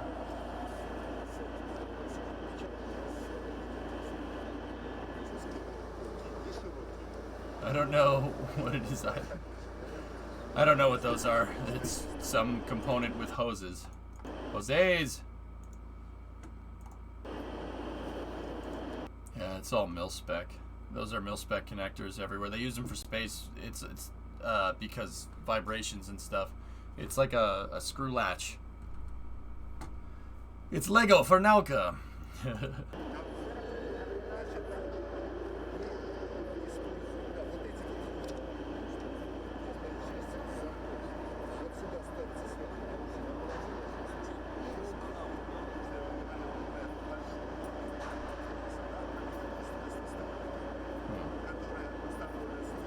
Let's keep going. Let's see what we got over here.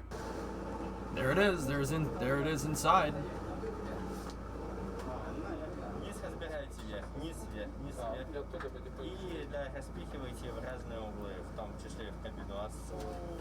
Nope. Отображение информации дисплея. Он основной резервный, то есть будете пользоваться только одним.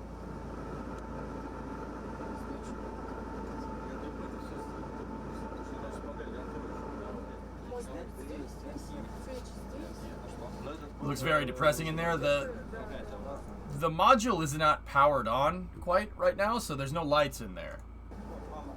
See, all the lights are off. All the systems are off when they're working on it. You don't work on a car's electrical system when the battery's connected. So it's all powered off. They won't power it on until it's ready to do final checkout, and then they'll power it off, and then they'll put it on the pad, and when they switch the rocket on, that's when they'll power it on. Oop, nope. Let's go back over here. Last video.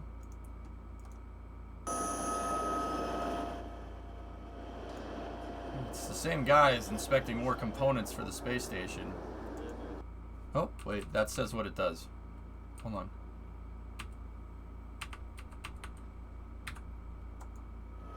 Hang on.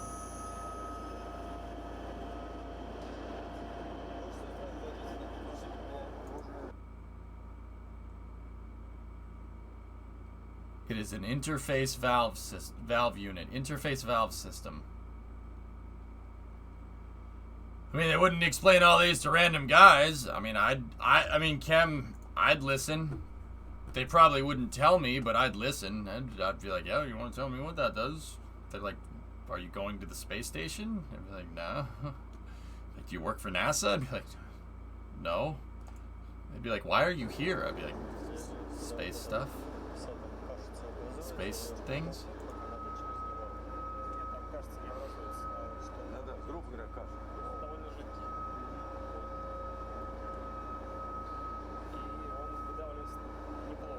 Let's see what else we got.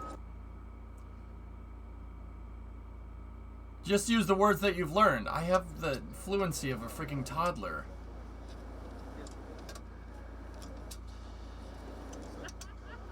Nothing like this. There's nothing like the sound of a latch, of a good, well-engineered latch latching. Straight up. Listen to this. Ooh, ooh, ooh! I like that. Just can I listen to that one more time? I'll tell you what. Ooh, ooh! I like that. Yeah, very.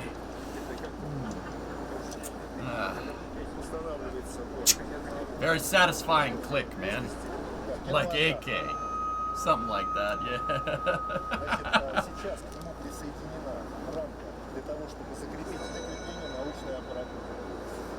Yep.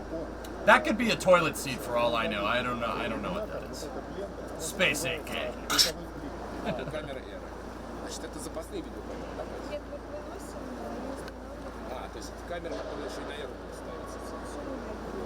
Demeded.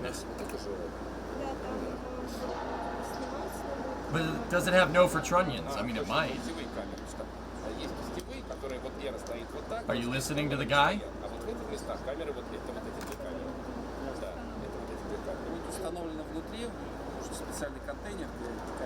It's for a very big person, yeah.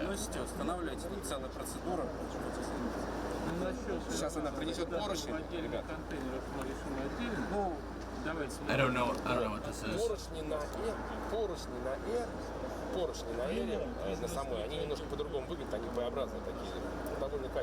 It is Chop, yeah. They grow all kinds of vegetables up there, man. They grow lettuce all the time, dude.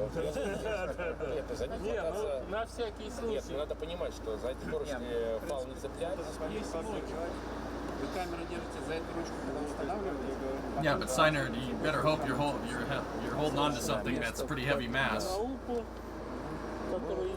That looks like a transfer module right there. Который вставляется как раз вот эту базовую точку пассивную, которую вот вы две штуки сегодня видели, они черным там тканью закрыты пока. This is the rack system. They'll install different experiments in this thing. Use this in case someone invades a module.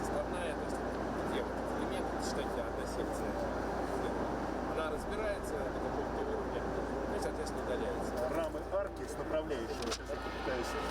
Сейчас там все закрыто. Вы тогда сейчас картиночку покажете. What's a samovar? I don't know what that is. Аппаратура разного толка. Это, значит, разъемы для подключения научной аппаратуры.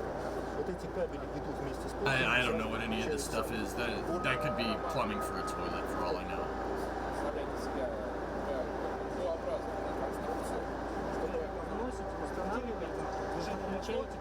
This guy's got a good squat going. Got a good slave squat. Is that a microwave?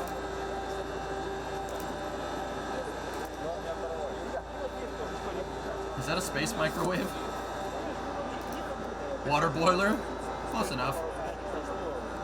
Now that's a science experiment rack. You put your hands through the sides and you can work on something in a non-contaminated environment.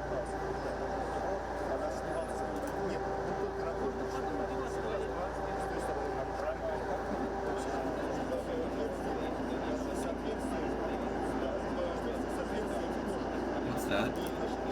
Oh, that's cool. Yeah, I like that, Tessa. Capri. Gauzy Mark II, Sierra Cosworth. Oh, you dick. Why are you showing me this?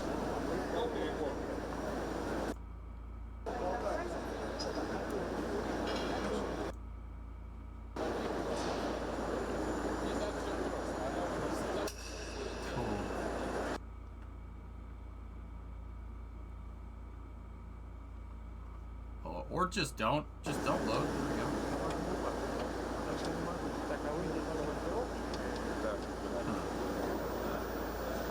And then there they are testing the solar panels again. Man, this thing's getting ready to go, guys. It's gonna launch in July, so we're about a month away from getting another space station module up there, which is pretty rad.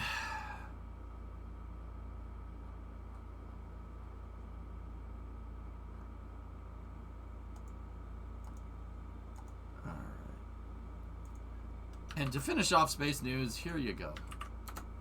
Here, I got a picture for you. To the ISS, yeah, Dunfield, that's right. When was the last time a new module launched? Well, there was the Bigelow Aerospace Expandable Activities module, right? So beam, and then there was the Astrobotic airlock, which got put up there a little while back. The last big module, I think, was STS. What was it? 133. Nanoracks, not Astrobotic. I always get it confused, TJ, and I don't know why. All these clips companies, I get confused, and I probably shouldn't.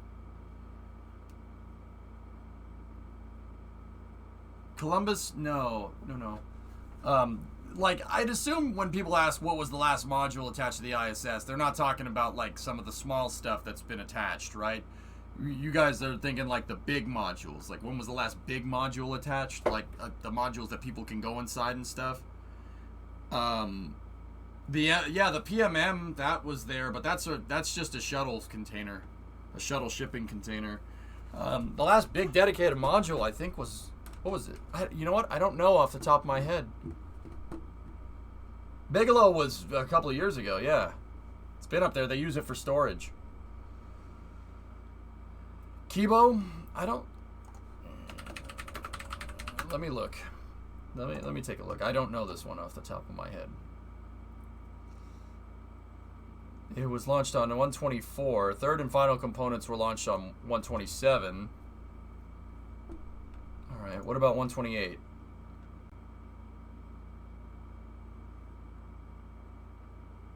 Okay. So STS 128.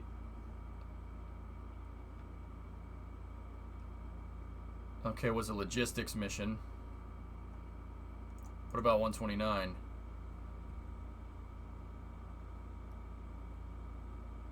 Staging spare components outside of the space station. Yeah, you might be right here. What about 130? STS 130 delivered the cupola.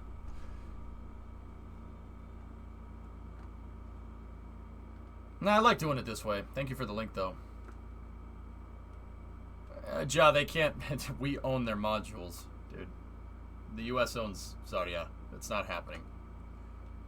And frankly, Ja, the other thing is that that's not what the Russians said. They didn't say they're leaving the ISS project. They said they want to commercialize it.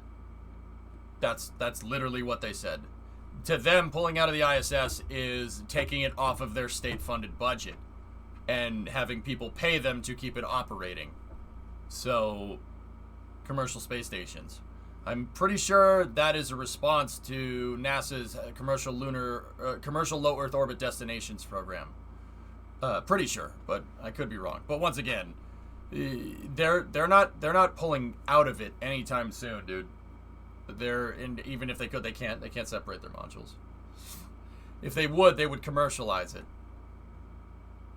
Yeah, that's right from Dmitry Rogozin. Like, that's exactly what he said. Like, but everybody likes to, take it out of context.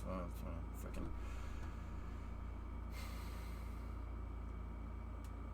They deployed a new solar array.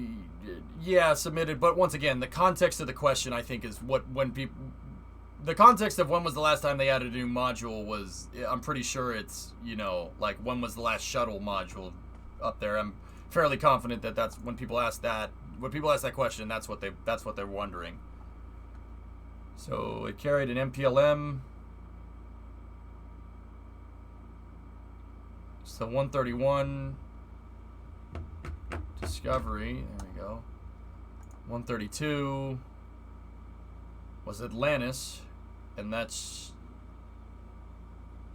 it carried Rasvet. Rasvet is a Soyuz docking module. Okay. 133.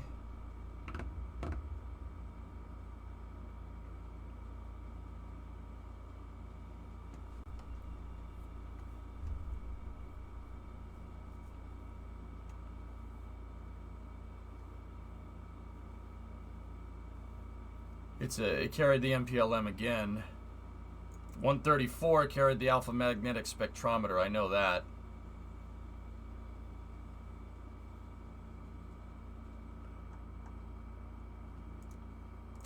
That picture, though.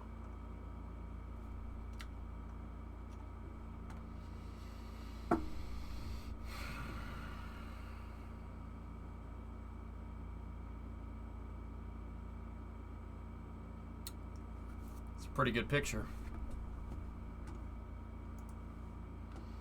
I'll check it in a second. Poisk was delivered at the very beginning. Piers and Poisk have been up there for a long time. TJ. And then 135 was just carrying the an MPLM. It was just carrying supplies. That was the last one.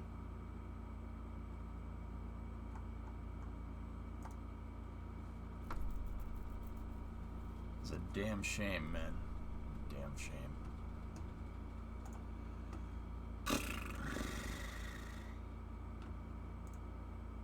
Here, look at this.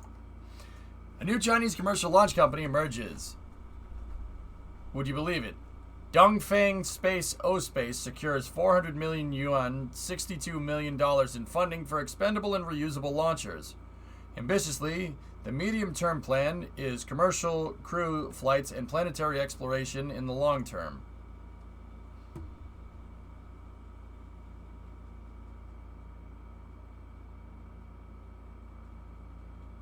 I thought that was 134, NASA man.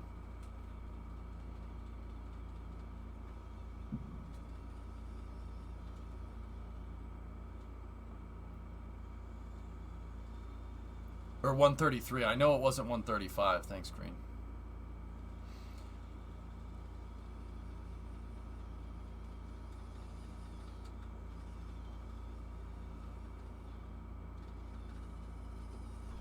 Yeah. Signer, I mean, They literally took a model of Vega C and used its bits to create that. The fairing is almost 100% exact. I don't understand what I'm looking at here.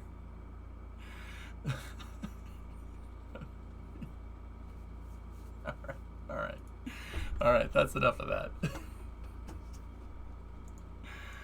Oh my god, that's pretty funny, man. All right.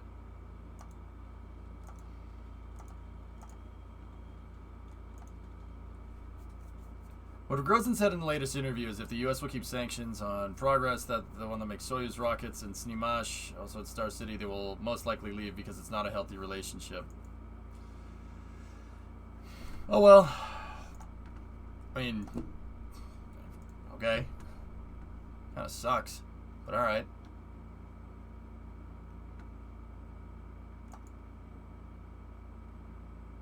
I think we got. Oh, wait a minute. Here. We'll end space news with not space stuff here. Look. Jim Farley's. So who's ready? Who's the Ford Maverick for? This kind of person. Let's see. Let's see what we got. Who is the Maverick for? The kind of person with a lot of ground to cover, who needs a tight turning radius to parallel park in narrow spots, so and a tight. 4.5-foot flex bed to haul what they need to haul. The kind of person who wants to get around the city and escape it, who keeps things moving and gets things done. It's for the kind of person who goes the distance with a standard 2.5-liter hybrid engine that has a targeted EPA estimated city fuel economy rating of 40 miles per gallon and 500 miles of range on a single tank of gas. It's for the kind of person who's got stuff to bring, who needs a truck that's got available max towing capacity of up to 4,000 pounds. It's for the kind of person who needs space. Space for their things, space for their friends, space for their family. A truck with functional storage options, room for 5, and a full-size second row that can hold them all. It's for the kind of person who wants technology at their fingertips, who wants a truck with an 8-inch touchscreen, Apple CarPlay compatibility for your iPhone, Android Auto, 5 performance-enhancing drive modes, and wireless charging capability, just to name a few. The kind of person who needs their truck to be as versatile as they are. I'm getting it out. I thought I was subbed. Vertical and horizontal slots are customizable and has outlets so that they can charge whatever they need to charge. Because they create stuff, they do stuff. Practical stuff, spontaneous stuff, all kinds of stuff. So who is the Maverick pinball for? machine? The kind of person who wants all that the Maverick can offer, starting under 20 grand MSRP. Jesus. Because That- they're the that's kind of Bryan's person who Cranston. has things to do, and they can finally go about doing them. The all-new Ford Maverick, built to defy expectations. I'm sorry. Anytime I hear marketing speak, man, it always makes me laugh. So if the meeting was at 2, but the meeting got moved forward 1 hour, what time is the meeting? 1.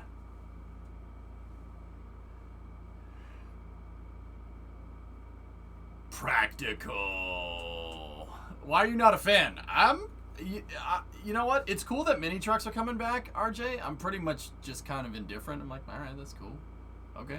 It's there. It exists.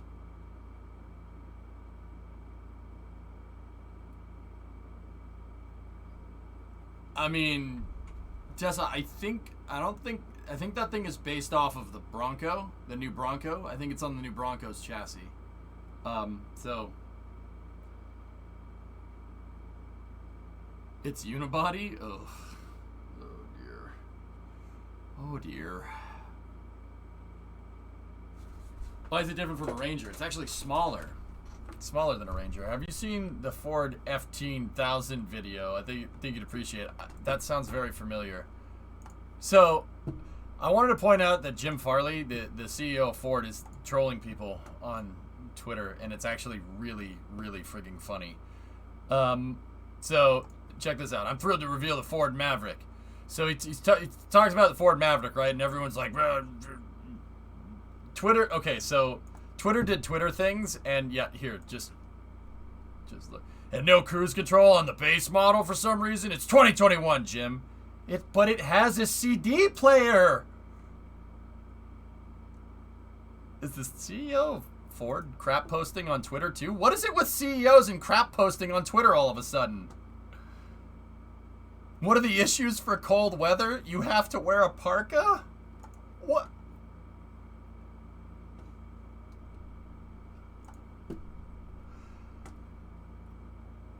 What the frick is going on? Oh my god. What is it with CEOs and crap posting on Twitter? Why is this a thing? Elon, Wario, did you start this? Oh, you did? Oh.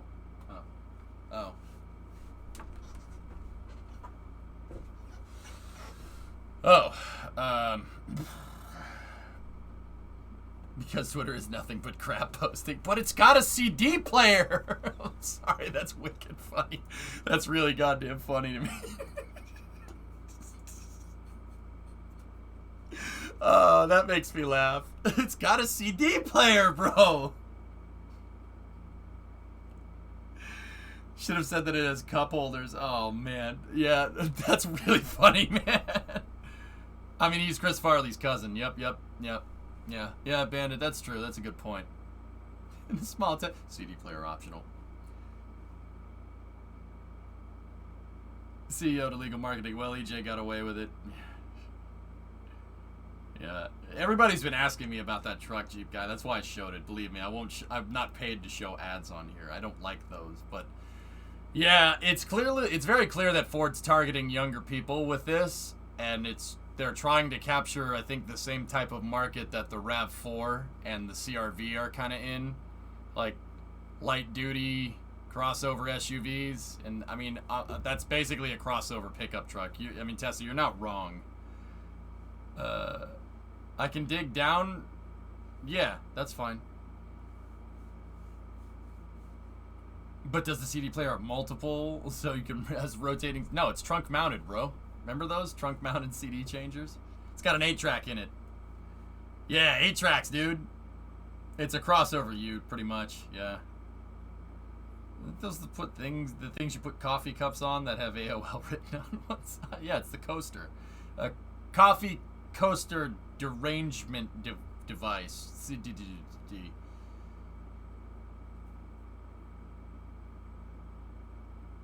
Yeah, it's very clearly targeted at 20-somethings passing time, isn't it? Look, you can get out and do stuff. You like going out in the woods and LARPing? Here, here's your Ford Maverick. It's like, alright. Yeah, 4,000-pound towing capacity isn't bad. And you know what, Austin? I don't mind it either. It ain't no Mach-E. I hate that thing. I actually like the F-150 Lightning. I thought that truck was pretty cool. Do you like Fortnite and dabbing? Ford Maverick. I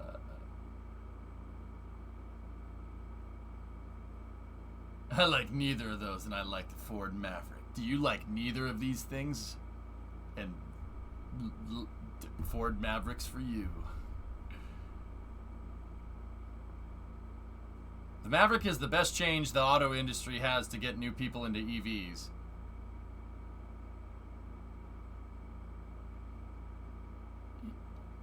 Out of the big three, Jake. Yeah, I'm with you on that one. Yeah. Hey, Jeff, what's going on? 4,000 pounds is the only... 4,000 pounds is only on the gasser only i4 with the all-wheel drive package. Hey, wait. There's an all-wheel drive package with an inline 4 in it? Ooh, I actually kind of like that.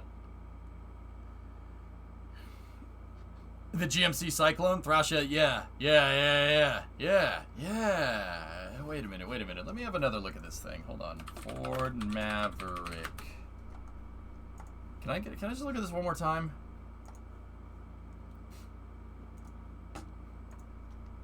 Huh.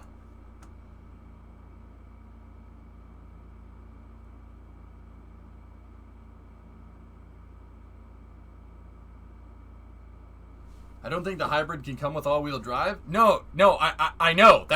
I know. I don't want that. I hate hybrids. Hybrids are stupid. Either go EV or keep making gas engines. Don't just either rip the Band-Aid off or don't. You guys know how I feel about this. The only hybrids I would want is something like how the Chevy Volt does it. Because the way it's done now is just pretty much the worst way you can make a hybrid car. Yeah, it's not good at being an EV, and it's not good at being a gasoline car. It sucks at both of those things. But you get good fuel economy, though, right? I like Volts, Forlorn. I'm serious. Volts are... Look, Chevy had it right.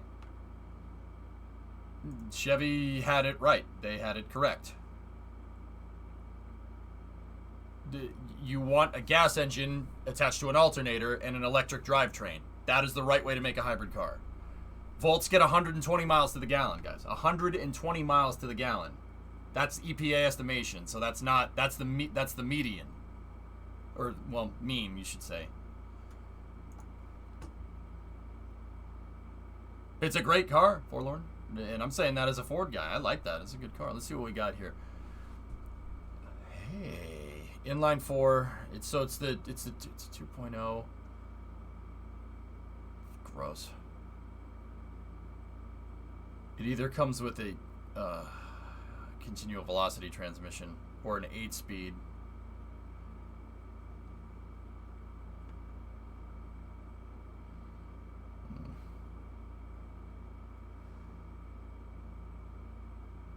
Front engine, front wheel drive, front engine. What?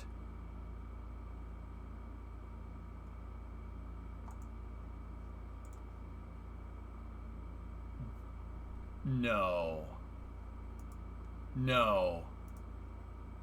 No. No. No. No. No. No. No. No. No. Yes. You didn't know it was front-wheel drive. No, I'm just making a big deal out of it because I already knew that, Kaiser.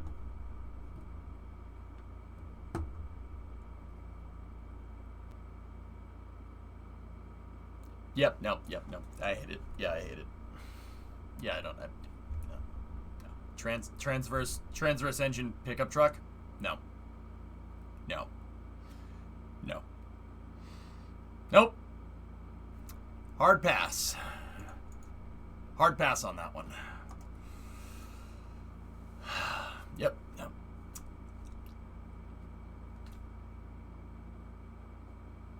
I guess you don't like stuff.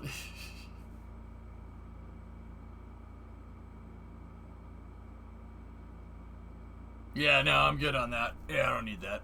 I don't want that. Yeah, let's buy a Bronco. Let's buy a Bronco or something.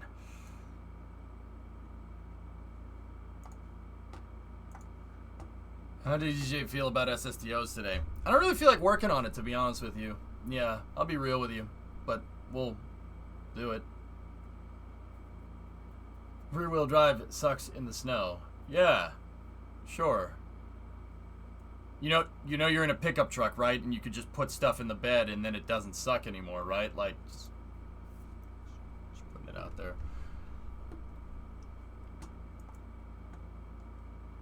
You know how other people don't like something? They tell you. That's right. Yeah, I don't like that. There you go. Oh, man.